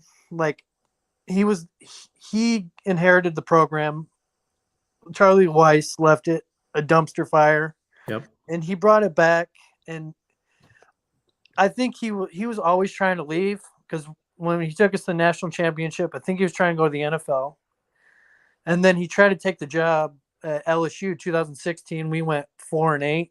LSU wasn't going to hire him after that, but and then after that 4-8 season, we bumped off 5 straight 10-win seasons. But I was, I'm happy for him that he got his money, but special teams was our problem. And I really watched the first game of the year. And when they had that punt block PAT, I was just like, oh, it came back and bit him in the butt. I would have went for 2 because they were on a hot streak. Yep. But yeah. So who do you think would win the ACC championship now? Is that a toss-up for you, North Carolina or Clemson? Ooh. Yeah, I think that could be a really good game. If you had to pick today, who do you think would win? I think Clemson's a better team with a better roster, but The quarterback. There's something about teams that have dysfunction at quarterback, and that the offense kind of is totally that. Okay. North Carolina has issues on defense, but they are getting better. They're getting better by the week on defense. They're figuring things out. They do have talent on defense. There's something about a offense that's playing so poorly that even a bad defense won't help. If you're missing throws, you're missing communication between quarterback and receiver, you just have dysfunction on your offense that you're going to shoot yourself in the foot. And I think that may be what would happen in that game. And of course they're going to play. So I'm leaning North Carolina. I think so. That's how I am. I think Drake May is probably the X factor in that game for me. I trust Drake May over DJ or Clay Kumnick, whoever plays. That's just my opinion. It comes down to quarterback play. Yeah, I got you. All right, Tyler. Thank you so much for having me on. Thank you. Appreciate you being here. Yep. All right, we'll keep it moving here at the Voice of College Football. Let's go to our guy Dennis is back. Dennis, how you doing tonight? Hey, I'm doing good, Mark. Can you actually hear me this time? Yeah, we got you. Awesome. I'm glad to get to call in this year. I got one time last year, and I'm happy to call in tonight. Nice. I just want to say, hey, I love what you do, and I would never want to have to put these rankings in order. And with that, I'm going to start criticizing your things a little bit. So I'm glad I get to follow Darrell a little bit, because I totally disagree with the LSU Tennessee over Oregon. I think Oregon played Georgia at the beginning of the year and pretty much a home field advantage for Georgia. Yep. And yes, they got blown out. Tennessee played Georgia last week, and I know recency bias is a thing, but that matters, right? Because teams get better over time, typically, right? I mean, they can get worse. And I think that Oregon has done great things. I mean, they're averaging 40 points a game. They don't really have any close wins that come off the top of my head, where Tennessee does. Washington State. That was right. Washington State put up quite a few points on them as well. Yeah, it's and I think that was 41 game. Yep. But other than that, and I'm not an Oregon homer. I'm just saying, I think if Oregon wins out their conference, I think they're over Tennessee, and that's only fair. I do think Tennessee's a great team. I do think they were a little overrated. I think Georgia showed that. I think Georgia could have put 40 on them. I don't think Georgia threw many passes in the second half. They kind of played keep away, and I respect it as a Michigan fan, right? That's what we do. So I'll also pick a little bit around the Notre Dame. I mean, Notre Dame's a 3-loss team. You got them 18 because they beat a Clemson and North Carolina team that are leading the ACC. And I know you guys were just kind of discussing that. But I mean, how good is the ACC if a 3-loss team that lost to Marshall and Stanford and a close game with Cal is beating the best teams in the ACC? If you back up the ACC's wins this year, they're fairly impressive compared to the other conferences. Right, out of conference play again, typically first games of the year, where you don't have a lot of film and typically unique environments. And I mean, that's a lot of the criticism of the Big Ten this year, is they didn't have a lot of those out of conference big wins, and I completely understand that. I think that's fair criticism. But again, Notre Dame, who is a 3-loss team, one of those being Marshall, the other being Stanford, and yes, Ohio State, just beat the top 3 teams in the ACC. So I think it calls into question. Now, maybe Notre Dame got way better since they played them, but then couldn't that same case be brought then to Oregon when you talk about the top of the list, right? Because we're talking about the bottom of the list, but if you go back to the top of the list, you got to make the same case for Oregon. All right. You ready for me to? Yes, please.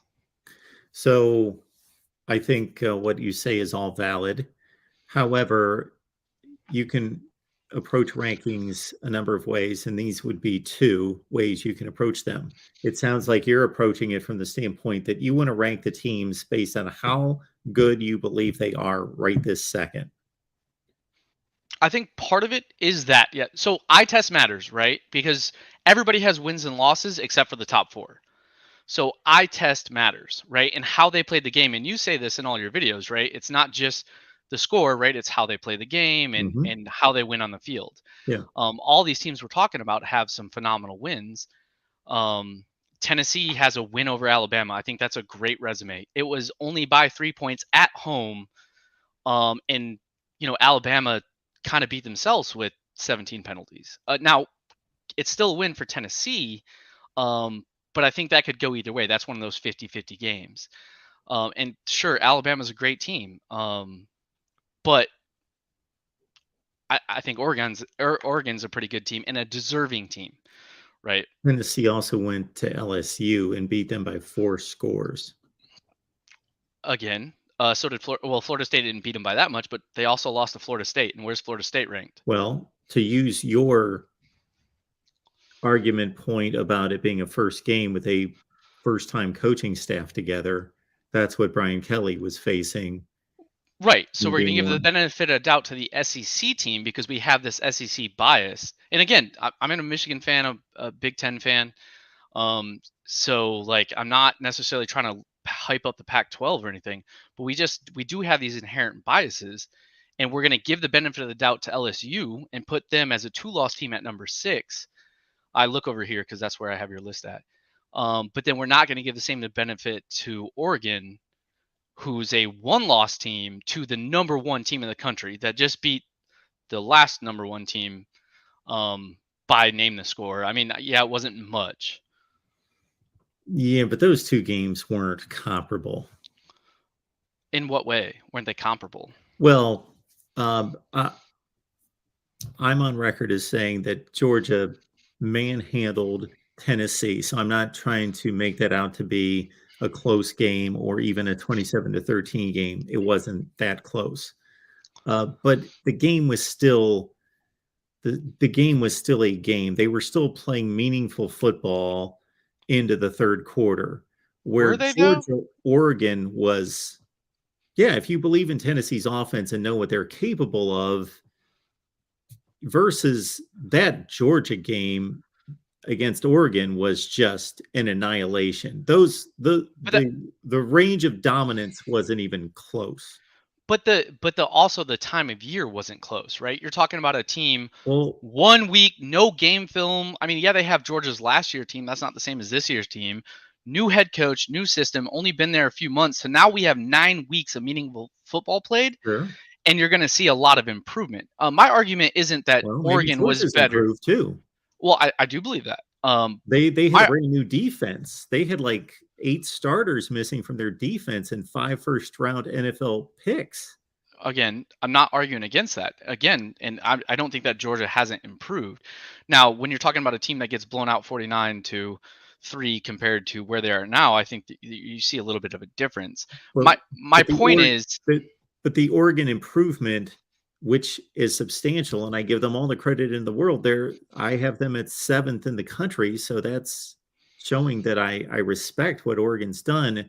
It's difficult to gauge, though, because what is their improvement? Who is their improvement come against?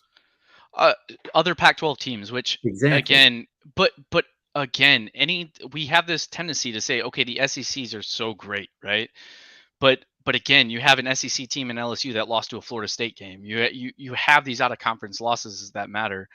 You also have a lot of interconference stuff. I mean, Georgia, being as dominant as they are, had Mississippi State, or was it? That wasn't Mississippi Missouri. State. Yeah, Missouri, in a close game, Sure.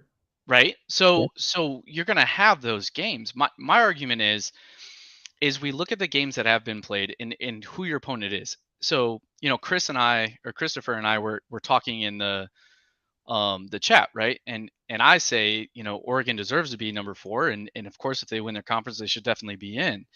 And his argument was, well, why do teams have to play each other twice? Well, if we don't honor the fact that Oregon took on a challenge and Georgia in the same right, then we're gonna get Michigan's out of conference schedule for every team, because why play tough games like that True. if we're not gonna give them like, okay, hey, that team's improved, right? And I completely agree with you. That's why we need to take the scheduling out of the individual programs' hands. They shouldn't even have a say in it. I've agreed with you when you said that in the past. But my whole thing is, again, this SEC bias is real, right? Like, there's no doubt about it. The fact that we're looking at LSU, who beat, and again, I'm not taking anything away from Alabama. They're a 2-loss team and probably the best 2-loss team in the country, and could probably still beat half the other conferences. Okay. But like, we're counting that Alabama win as though they just, won the Natty, right? They didn't. They beat a team in their conference. In Tennessee and LSU, and both those wins had all the advantage. Home crowd, right? Like, not having to travel. And you have this Oregon team that traveled. I'm just saying, when we look at the rankings now, just think it's a little biased is all. Sure, there is bias in the rankings. There's bias in my rankings. I do my very best to exclude it and get rid of it, but I'm flesh and blood. I'm a human, so I'm going to have bias. At least I admit to it. If anybody tells you that there's no bias in their rankings, then that doesn't make any sense. I do my best to get rid of it. Even if it's a computer generated ranking, then it is biased based on whatever information is fed to it and what is deemed to be important and not important. So let me ask you this. What good wins does the Pac-12 have out of conference? All right. So if I'm honest, I didn't do my research enough to say, I mean, Wisconsin, but Wisconsin's getting beat up now in the Big Ten. But they could be a Big Ten West contender now. I mean, it's tough.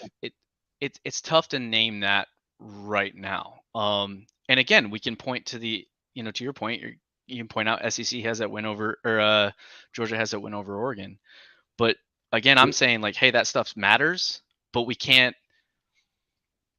say that was that same team that is now, right? Because again, Oregon scored 3 points in that game, and every point after that, or every game after that, has gotten 40 points plus. See, I try to cut that argument somewhere down the middle, because there are people like you that say we got to discount that win to a certain extent because of all those factors, that Oregon had a disadvantage playing on the road, basically, new coaching staff, et cetera, et cetera.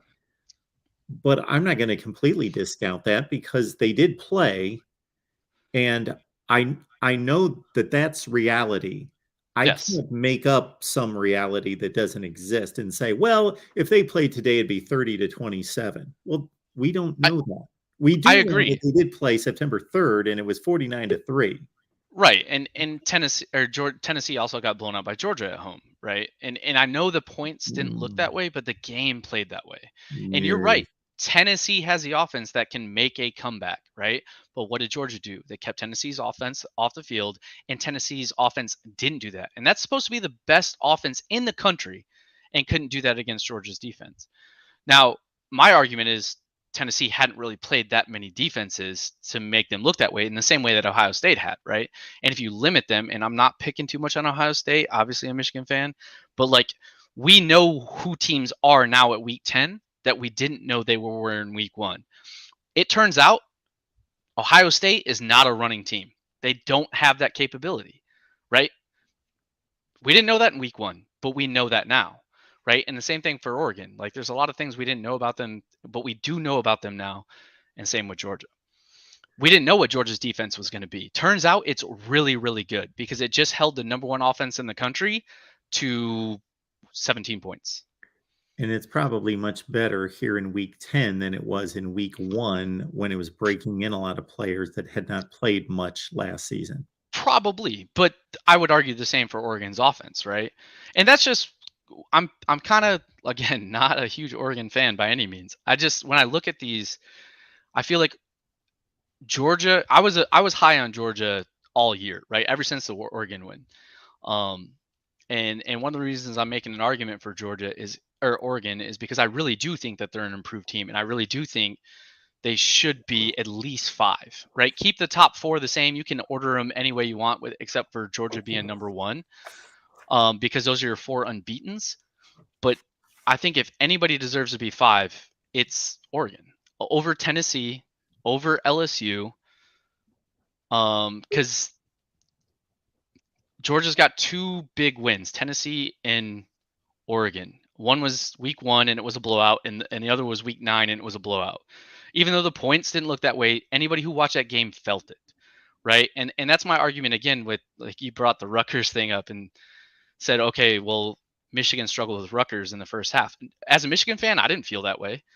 I mean, it didn't feel that way. They had a blocked punt, but we were absolutely dominating on lines of scrimmage and playing our game pretty well.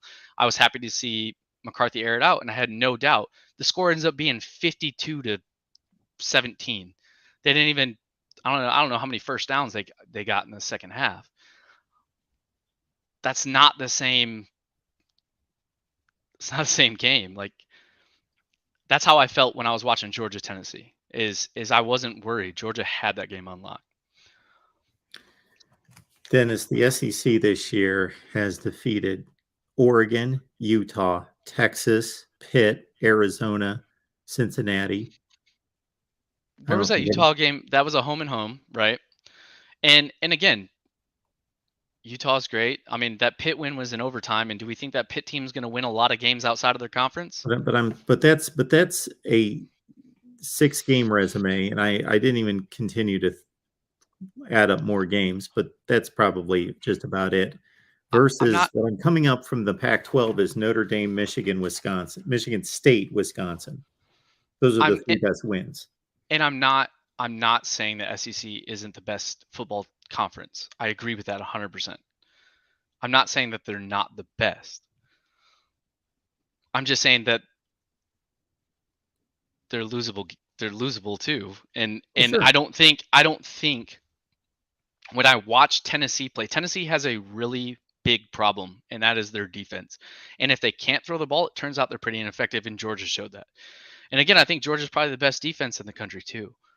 But yeah, Tennessee had some glaring holes. There's a lot of teams up there. Alabama has a glaring hole, and that's their defense, right? I'm not seeing that glaring hole with Oregon right now. And again, it's inferior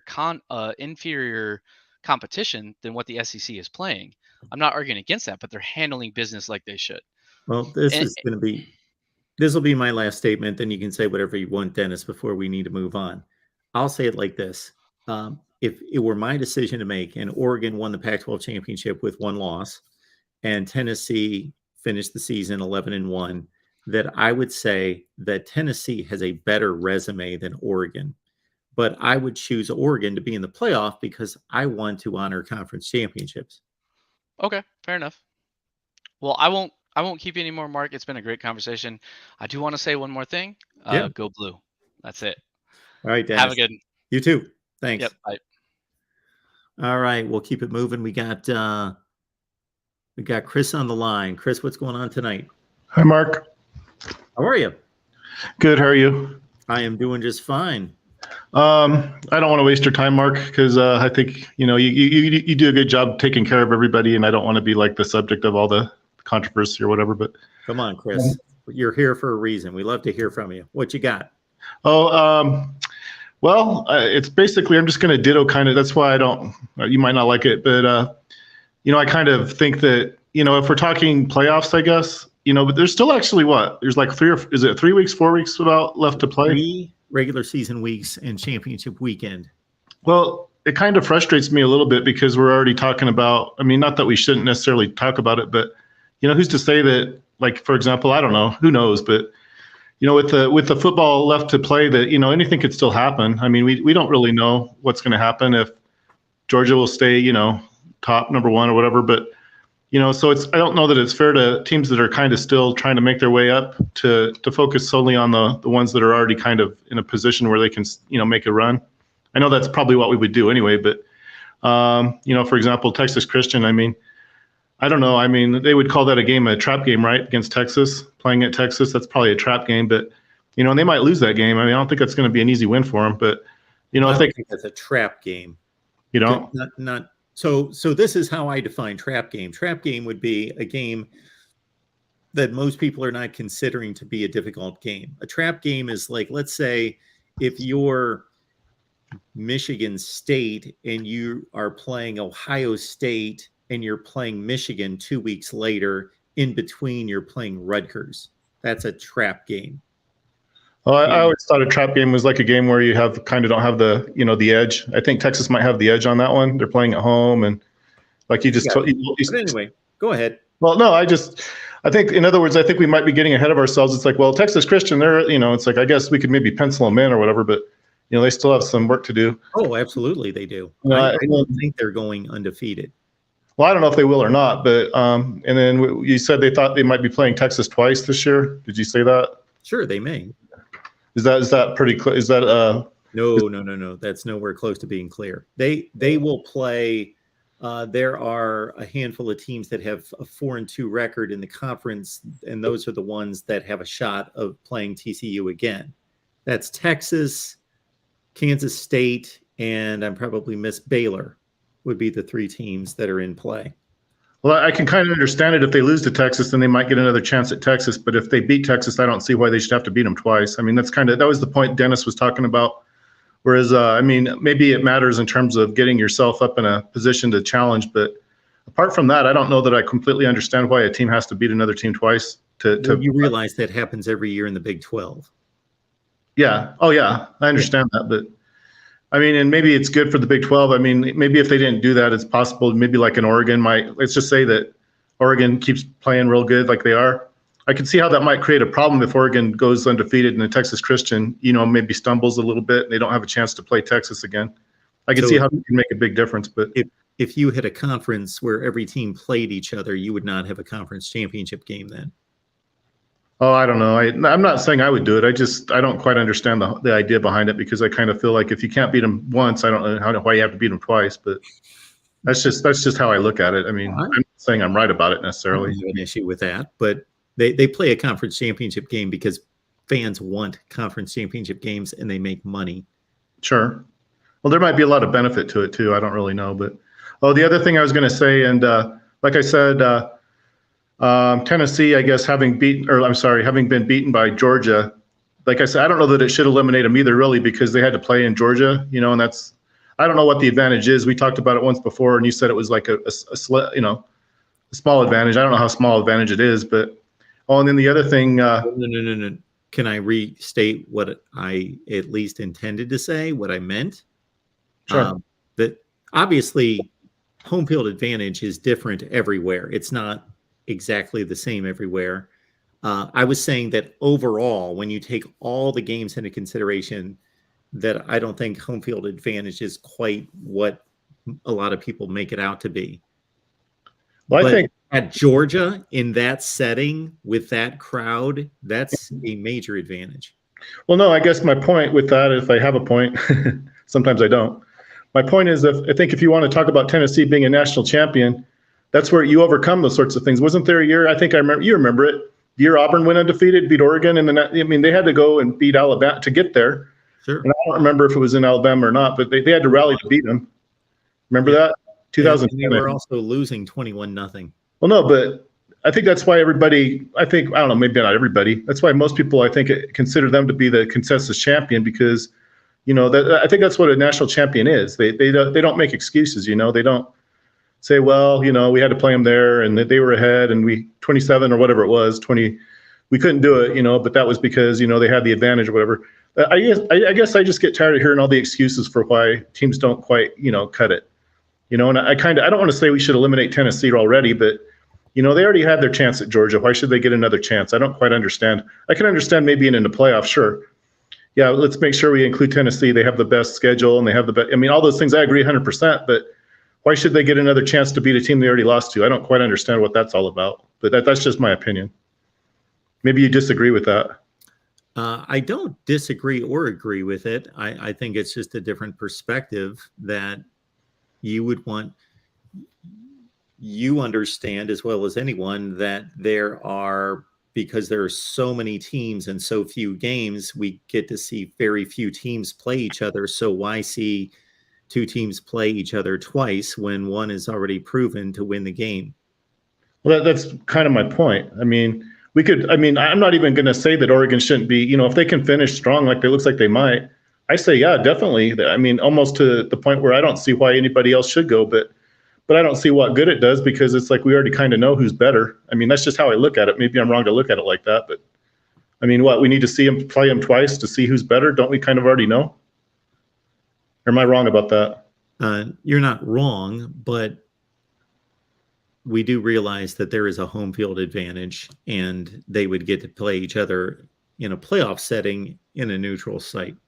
Well, is that critical, I guess, to selecting a deserving team is having it at a neutral site then? Does that matter? Does that make the difference? I mean, I'm asking you, Mark. I don't know. I'm trying to figure it out on my own because I can't really figure it out. Does it really matter to have it at a neutral site to determine? I don't know how big an advantage it is, really. Maybe you do, but I don't. Well, if we added up everyone's win-loss record based on wins and losses, home and road, we would see that there's a difference between playing at home and playing on the road. I know I make a reference a lot to, there was one other thing you say there's no, or I think that's what you said, or am I wrong? You said there's no way to kind of evaluate teams without kind of putting personal bias into it somewhere. Yes. Can you say that? All right. Well, one of the things I tried to do, and I don't know how well I've done it, but in my proficiency ratings, that's one of the things I really tried very hard to do was take out bias. And I'm not going to say that there might not be some bias remaining. I don't.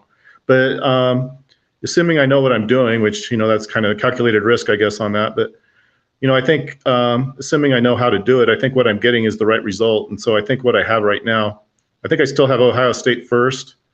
And it's not because I think Ohio State's the best team. It's just that to this point, they've demonstrated that they can play, I guess, the best football. And that's kind of where I come from on my thing because, if that's the truth, and I don't know if it is or not, but let's just say for sake of argument that I know what I'm doing, then at some point it doesn't really matter that they only beat Northwestern by 7 or 14 or whatever. It's like they won. That's really all that really matters. And, so let's just say they beat them 100-0 or whatever. Oh, okay. Now they really know that they're the better team. Well, they're the better team anyway. So it's like at some point, I don't know that it really matters that much how bad a team loses or wins. I mean, I think part of it is just kind of getting through it. And I think the rating I use is, as far as I can tell anyway, I think it does take into account some of those things because what I did was I tried to gauge it against the 1984 season. I've already told you this. The only reason I did that was such a controversial year that I didn't know really how to do it either. And so I just kind of tried to make sure that it gave what I thought was the right result, which was a balance between either BYU winning or not. And as far as I can tell, I think the way I'm using it should give us a fair result. And all it really says is that Ohio State's the best team right now. That's all it says. It doesn't mean that they can't lose. It just means that right now, up to this point in time, they're the best team. And I don't know why anybody would have a problem with that, really. So they didn't play Northwestern as good as that somebody else might have played them. So what? Why does that even matter? I don't get that. The reason it matters, Chris, and I totally get your point. Your point is two teams played. The game was fair and square. One team won, one team lost. Why do they have to beat them 100-0 to prove anything to anyone? Yeah. The reason is because we're evaluating performance. We're evaluating how good or not so good teams are, and that is an indication of the dominance of a team or the lack of dominance of a team. Sure. Well, I agree with that 100%. And I think the ratings actually take some of that into account to where it probably, I don't know if it dropped Ohio State at all, but it might have elevated Georgia a little bit more because Georgia's still playing better, but it didn't like diminish it to where like, oh no, they're no longer the best team. I mean, I don't know, Mark. I think at some point we shouldn't have to base it solely on, one game or, okay, well that game proves that Ohio State's not the best team. Well, I don't know that it proves anything. It just proves that one game might not really matter. It matters, but it might not make the difference. And maybe who's to say Northwestern didn't play a good game? I didn't see the game in all honesty, but I don't quite understand why one game changes everything. I just don't understand it. Maybe I'm wrong to even say it, but is Northwestern that bad? I look at their schedule and they're horrible. Well, it kind of depends on what you mean by that. This is what I mean. They've lost 17 of their last 21 games. Okay, well, they beat Nebraska. They've lost 8 consecutive games this year. They beat Nebraska. Well, they beat Nebraska, and I don't think they play in the Big Ten Conference, and they've lost to Southern Illinois and Miami of Ohio. They're not a good football team. Okay. Now, when I'm talking to you, I preface this way when I say a team's bad or a team's horrible. That is in comparison to everyone else. Do those scholarship athletes, are they good at playing football? Yes, they're extremely talented. They play at the highest level. Yes, they're really good at what they do, but it's all comparable. It's all relative to others, and relative to their competition. Northwestern is not a good football team. Okay, how about Maryland? Is Maryland terrible? They're all right. Well, they played Maryland tough. Sure, they did. They played Duke tough. They played Duke tough. They played Penn State tough. That's 3 or 4 teams that played Iowa reasonably tough. I don't know. They lost by 20, but they lost by 20. But they still played them reasonably tough. I don't know. I just kind of think we're not good. Northwestern's not a good football team. I don't know how else to state it. It's obvious. But they're not they're capable on occasion of playing somebody fairly tough. Yes, they are. So why should we punish Ohio State for not beating them 100-0? What is that? What good does that? What does that do? Does it make things fairer? Makes it fairer to be for a team like Tennessee to advance? Is that it? So we're going to punish Ohio State and elevate Tennessee. Is that what we're going to do, or is that the idea? Ohio State, I don't know. is supposed to be one of the best teams in the country, and they played one of the worst teams in the Power 5, and they struggled. Well, that's what the real MVP was trying to tell you, is that we need to maybe put somebody up above Ohio State. Was it Michigan? I can't remember, but yes. I guess you can do that, but I don't know how it really helps anybody. They're going to play each other in a couple of weeks. We'll find out who's the better team. Yes, that is going to be determined. Chris, Thanks so much for joining us. All right, thanks, Mark. Call back anytime. Have a good night. You too. All right, let's keep it moving here. I was going to make 9 o'clock a hard out. Now we're going to go 9:30. 9:30, and we'll wrap it up there. Tree Star, what's going on tonight? TriStar. How you doing, man?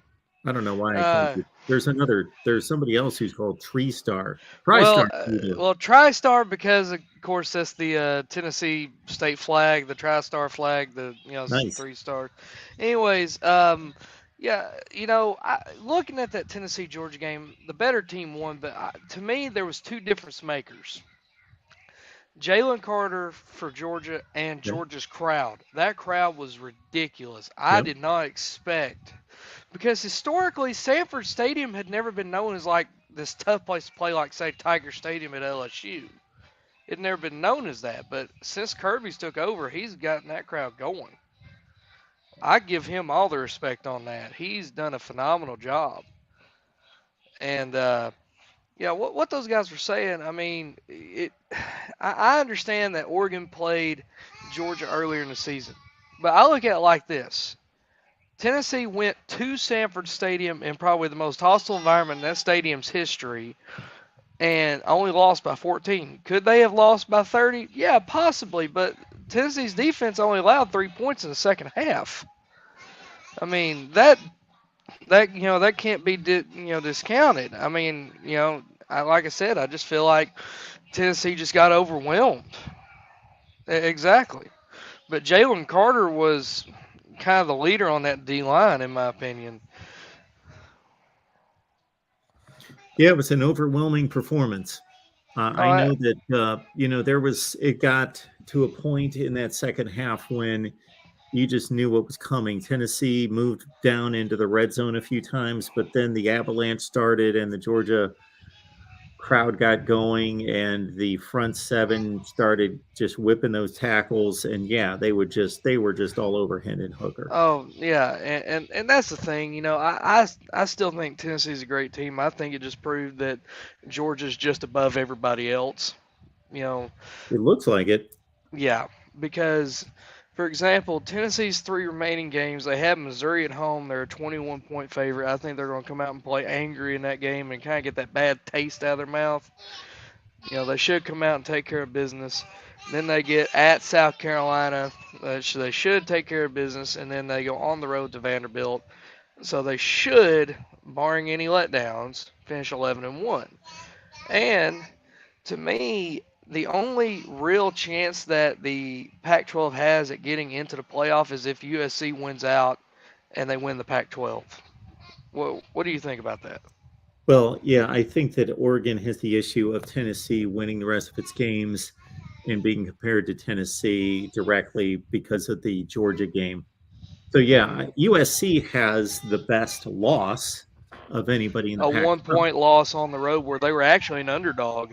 Yeah. In the, Well, I don't really care who the underdog was, but to your point, yeah, they lost on a 2-point conversion in a controversial game, and the committee's supposed to be really diving into the context of these important games, and that would be something that there were calls in that USC Utah game that were highly questionable, and you know that game was a toss up. right, and I think we can agree that the ACC is done in terms of the playoff this year. I wish that wasn't the case, but yeah, the way teams are evaluated, yeah, I would say so. And looking at the Big Ten, um, if Michigan loses, I don't see them getting them in my opinion. Ohio State maybe, and that's a maybe because of the fact that Notre Dame has finally kind of turned the corner. Like I say, it'll be interesting. You know, I feel like we're in a good spot. I don't think Hendon Hooker's out of the Heisman race necessarily. I mean, yeah, he took a hit, but C.J. Stroud looked horrible too. So, I mean, both of your top two kind of didn't have great games. Yeah, for different reasons. Yep. Mm-hmm. Yeah, Hendon Hooker faced the best defense in the country. C.J. Stroud was throwing into like a 50-mile-an-hour winds and rain and yeah. So who would you say right now is looking like could win the Heisman now after Week 10? Well, I was a Hendon Hooker guy before this game, and not that I'm not now, but I would have to reevaluate everybody. Blake Corum would have to probably be up there. Yeah, Blake Corum and Drake May are the two guys that I think have made the most ground up in recent weeks. Mm-hmm. Yeah, I think it's a wide open race. Somebody noted that in the chat. I don't think there was a front runner anymore. I think for some people it's C.J. Stroud, for some it's Hendon Hooker, for some it's Blake Corum. Now it's Drake May making some noise. Yeah. Dude, look at Caleb Williams and look at the numbers that he's putting up. Oh, absolutely. He's putting up phenomenal numbers. I'm not going to deny on him. Yeah, he's playing great. But, yeah, I'll say it's also, too, when it comes to Oregon, I don't see them winning out because they got to play Washington at home. That's going to be tough. Then they got to play Oregon State. Who did they play in between? Oh, yeah, that's right. They play. Do they play at Utah or they play at Oregon? They play that game, I believe, at home. Okay, well, that might work out for them. But I know they got 3 tough games to kind of finish the stretch. Excuse me, at Utah at home. Okay, well, it seems like their 2 remain, I guess, say really tough games are at home, but then you have Oregon State, which, you know, that's a rivalry game. Who knows how that goes. USC, they still got to play UCLA and Notre Dame, so they don't have an easy stretch either. And TCU, the Pac-12 championship game. Exactly. Yep. And then you got TCU, which honestly, if Josh Heupel doesn't get the Coach of the Year, it should be Sonny Dykes for what he's done. He's done a phenomenal job. Yeah, those are the two. They are the two. Yeah, and I'll say this: I don't think TCU's winning out. I think they're going to lose their next 2 games because they got to go on the road to Texas and on the road to Baylor. Yep. And I think, sadly, their little run-ins. Could. That very well likely. I think that's the probability. All right, TriStar. Appreciate you being here. Yeah, have Call a good back day, man. anytime. All right, we will keep it moving here at the Voice of College Football. Thank you for that, Rhino Hunter super sticker. Appreciate that so much. Thank you for contributing. Let's get John in here. John, what's going on tonight? Hey, Mark. How's it going? Hey, John. I'm doing well. How are you? I'm good. You remember last week whenever someone called into your show and suggested that TCU doesn't belong in the playoffs because they would be a dog to everyone in the top 8? Do you remember that by any chance? Yeah, And- that was and- you. and- And we'll cut out all the satire here. It was you, and I didn't disagree. And I don't know that anyone disagreed with your take that Vegas says that they would be an underdog and that they would lose or not be as good as these other teams. That was not the point that I believe anybody else was making. It had nothing to do with that. Okay. That's not how I remember it. Made But about me changing my mind or talking out of both sides of my mouth. That is completely. oh, that was just a swipe. But I didn't mean anything. But I was really surprised you responded to it. John, to be honest. I completely agree with you about TCU in regards to I don't believe that they're as good as fill in the blank, Georgia, Ohio State, etc. I do not believe that they would compete in those kind of games. But I don't believe that I should be the one I don't believe that we should be telling teams how good they are. We should allow them based on the achievement of the team to get a chance, an opportunity that they've earned. But where does it stop? Where does it stop? Well, Yeah, it stops with the team that went undefeated. How many undefeated teams are there? It's not like there's 87. I guarantee you. Here's my ultimate point. I guarantee you that one year the number 12 team is going to be pitching a fit because some G5 team got in over them, and then it's going to lead to we need more teams. We need more teams. Well, you're going to group of 5. That's a whole other argument. It's a whole different argument. Well, that's how the new playoff system is set up, as I understand it. That a G5, the highest ranked G5 team gets in, right? Yeah. Okay. Yeah, that's a different conversation. Well, it's and a Power 5 champion undefeated. That conversation is not very far off, in my opinion. I think it'll be here really soon, as in the first year of the playoffs. I am good with either decision there, and the decision's already been made, but I've been on record for a long time as saying, just make a decision on the group of 5. I have been tired of this. We'll let them in, maybe not. It all depends on how we feel that year and how things stack. Either give them a spot or don't give them a spot and tell them to get lost, play your own tournament, do whatever you want. We don't care. Bye. Or give them an opportunity, one or the other. Don't patronize them. So would you agree that last year Cincinnati got in because public perception for Cincinnati was so positive, for them making the playoffs was so positive? And there was a bunch of 2-loss teams? No, they got in because 10 years earlier they scheduled a game with Notre Dame that they had no way of knowing was going to be that important, that they were just scheduling a game against Notre Dame. And then it turned out to be the exact game that they needed to play. That was the only game that they could have played other than had it been Georgia or Alabama.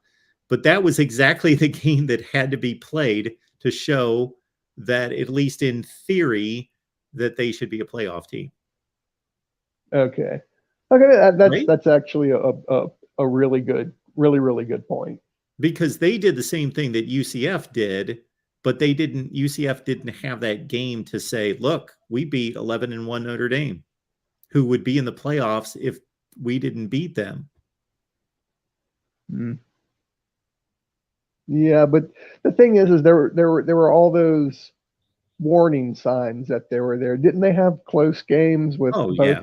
Navy Yeah. and Tulsa? Oh, sure. Their resume wasn't anywhere close to anybody else's.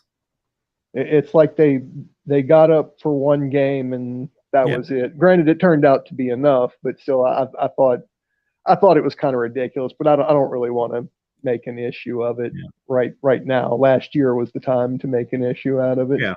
And they, I don't believe, were one of the 4 best teams in the country, but they also went to the playoff and they didn't get embarrassed. They didn't come close to winning, but they didn't get embarrassed as any more so than a lot of teams. Okay. Well, I just wanted to give you a little bit of grief about the TCU thing, and I just wanted to make one point before I got off. I know you got some other people behind me. This is mostly goes out to LBC Trojan, Yeah. and it's about Alex Grinch and him saying give Alex Grinch time. I am of the opinion, and I have always been of the opinion, that Alex Grinch is a dunce. And here's why. When he was hired as the defensive coordinator at Oklahoma, in his introductory press conference, he said he wanted to get smaller in the interior of his defense. And here's why that is really stupid, in my opinion. When your primary problem, the biggest obstacle between you and a championship, is the middle of your defense gets pushed around by SEC teams in the postseason, 280-pound defensive tackles ain't going to solve that problem. And I'm really trying to get it into these USC fans' heads that this is the kind of mind you're dealing with. This is the kind of mind that is running your defense. Any thoughts about that? Well, I'm not familiar with that statement that he made, but that doesn't seem to be a wise approach. I do know that Alex Grinch went to Washington State and took a roster of 2 and 3 stars on defense and upgraded them significantly, and did the same thing at Oklahoma, at least temporarily. Yeah, he shoots gaps a lot with his defensive tackles. Yeah. And whenever any competent play calling coach is going to look at that and go, okay, I'm going to call zone blocking run plays right up the middle, and I'm going to scheme your defensive tackles or the middle of your defense right out of the game.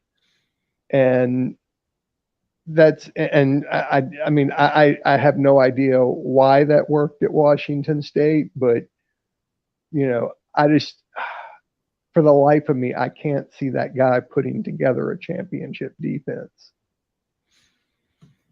Yeah, it's not something that he's done in the past, but he has upgraded the 2 defenses that he was given. All right, John, appreciate you being here. All right, thanks for the time, Mark. Call back anytime, sir. All right, 2 more calls. Let's get to them. We got Michael on the line. Michael, how you doing tonight? Hello, Michael. Going once, going twice. Michael, one more time. Hello, Michael. Okay. Larry is our last call of the night. Larry, how you doing? Good. How are you, Mark? Doing just fine. Well, Thanks I for was voting. better about an hour and a half. I've been on the back room forever. So Yeah. anyway, I need like a producer to tell me how long these calls have been going on. Maybe we'll put like a 5-minute limit on everyone. yeah. So I'll make it short and sweet. So you're fine. LBC Trojan, love Rick.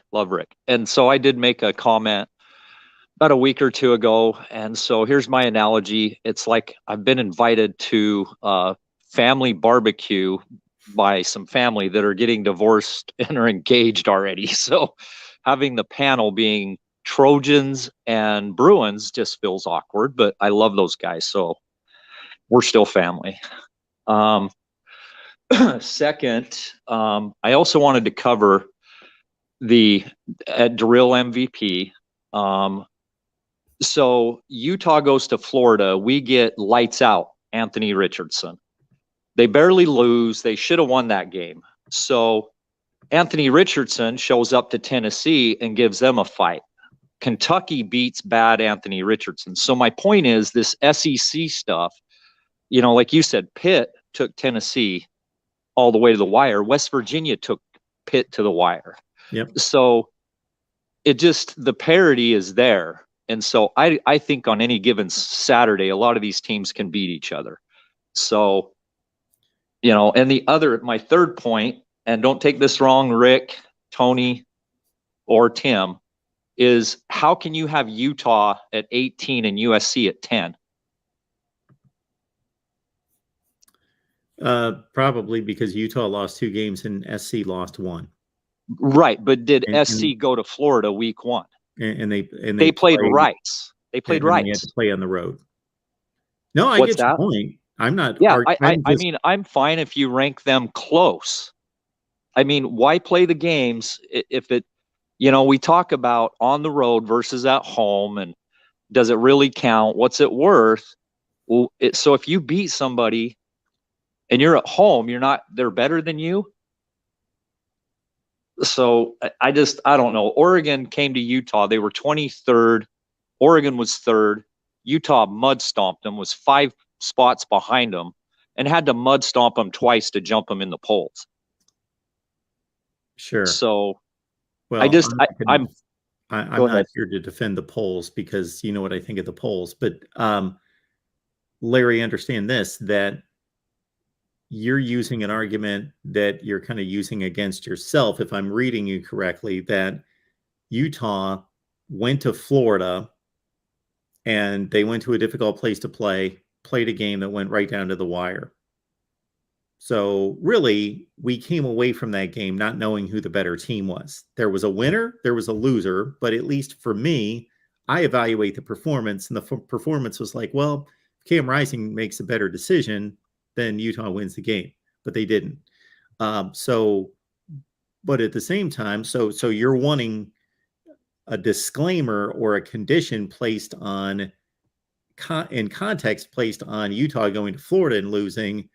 So I'm guessing that they are putting context to USC going to Utah, a very difficult place to play, and losing by 1 point on a 2-point conversion in which there were a number of controversial calls. And that was the other point, controversial calls. Okay. That if you've watched the Pac-12, if you have watched the Pac-12, that is not controversial. Those are 100% called, Mark. You do in the Pac-12, you cannot touch the quarterback. It doesn't matter if it's a light shove. USC got one from Arizona the week after Utah. Utah got one against UCLA. They were not roughing. They touched the passer after the ball was gone. They're not controversial in the Pac-12. That's how they call it. That's coaching. So this, you know, and that's the other thing. The last touchdown that USC got, they showed in replay. The DB was coming off to make the tackle. He wasn't being held by his shoulders. He was being held by his face mask. And he gets a touchdown. That wasn't called. Utah was held when Caleb Williams was going to get sacked in the end zone. And it was clear as day that he was being held, the defensive end. It would have been a sack, 2 points. Utah would have got the ball back. So the ref crap can go out the window. I'm tired of hearing about the refs made bad calls. They made calls they make every week against every team.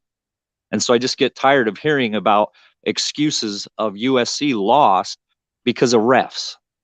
They lost because their defense couldn't stop them on 4th down or a 2-point conversion. And SC only scored 21 points in the last 44 minutes. Utah scored 36. Okay, Larry. All right. Are you looking for a response from me? No, I just hear all this defense crap of SEC and this and that. And I love Tim and Rick and Tony, and I don't want to bash the Trojans, but I just like, why would you rank a team that lost eight positions, look at the strength of record and common opponents? You know, so who are the common opponents to this point? Washington State, right? Arizona State. They have a lot of common opponents. In Arizona. Yeah. Yeah. So we Utah know clobbered Utah just, Oregon State. Sure. They just manhandled Arizona And USC struggled against Arizona. Yeah, it was 42-10 with 2 minutes going. The backups gave up 10 points on a muffed punt. Yeah. Or on a muffed punt that turned into a safety. And then they got a touchdown and a 2-point there was like 2 minutes left. It was 42-10. Yeah. And Utah doesn't even have their two top receivers either. So, it's just, but going forward, I don't know if they'll beat Oregon without some of their weapons. They're very depleted, and that's football. So, excuses of having not your top two receivers doesn't work for me either, because Utah's been missing theirs. They've been missing one of theirs since game 4. So, and the other one went down a week and a half ago. Okay, Larry. Well, I appreciate you Mark. stopping by. Give the boys a call. They got a Pac-12 show coming up on Wednesday. Oh, I love night. Rick and Tony and Tim. They're my buds. So, all right. Awesome. Thanks. Thanks, Larry. Appreciate it. You bet. All right. As it says on the banner down below, college football playoff rankings watch party. So be back here Tuesday at 7 Eastern time. We'll watch the playoff unveiling, the current rankings unveiling all together, and then we will take your calls. Guess what I'm off to do? I'm off to record a TCU segment, so be looking out for that. We got Melissa Treatwasser from Frogs Today coming on to talk TCU football. I'll be back here at 11 o'clock Eastern time with USC Trojans Live. That's over on the USC channel. So Trojans Live at 11 o'clock Eastern time right here at the Voice of College Football. See everybody in about 90 minutes on the USC channel. Otherwise, tomorrow night, Tuesday night, 7 o'clock Eastern time right here for the watch party.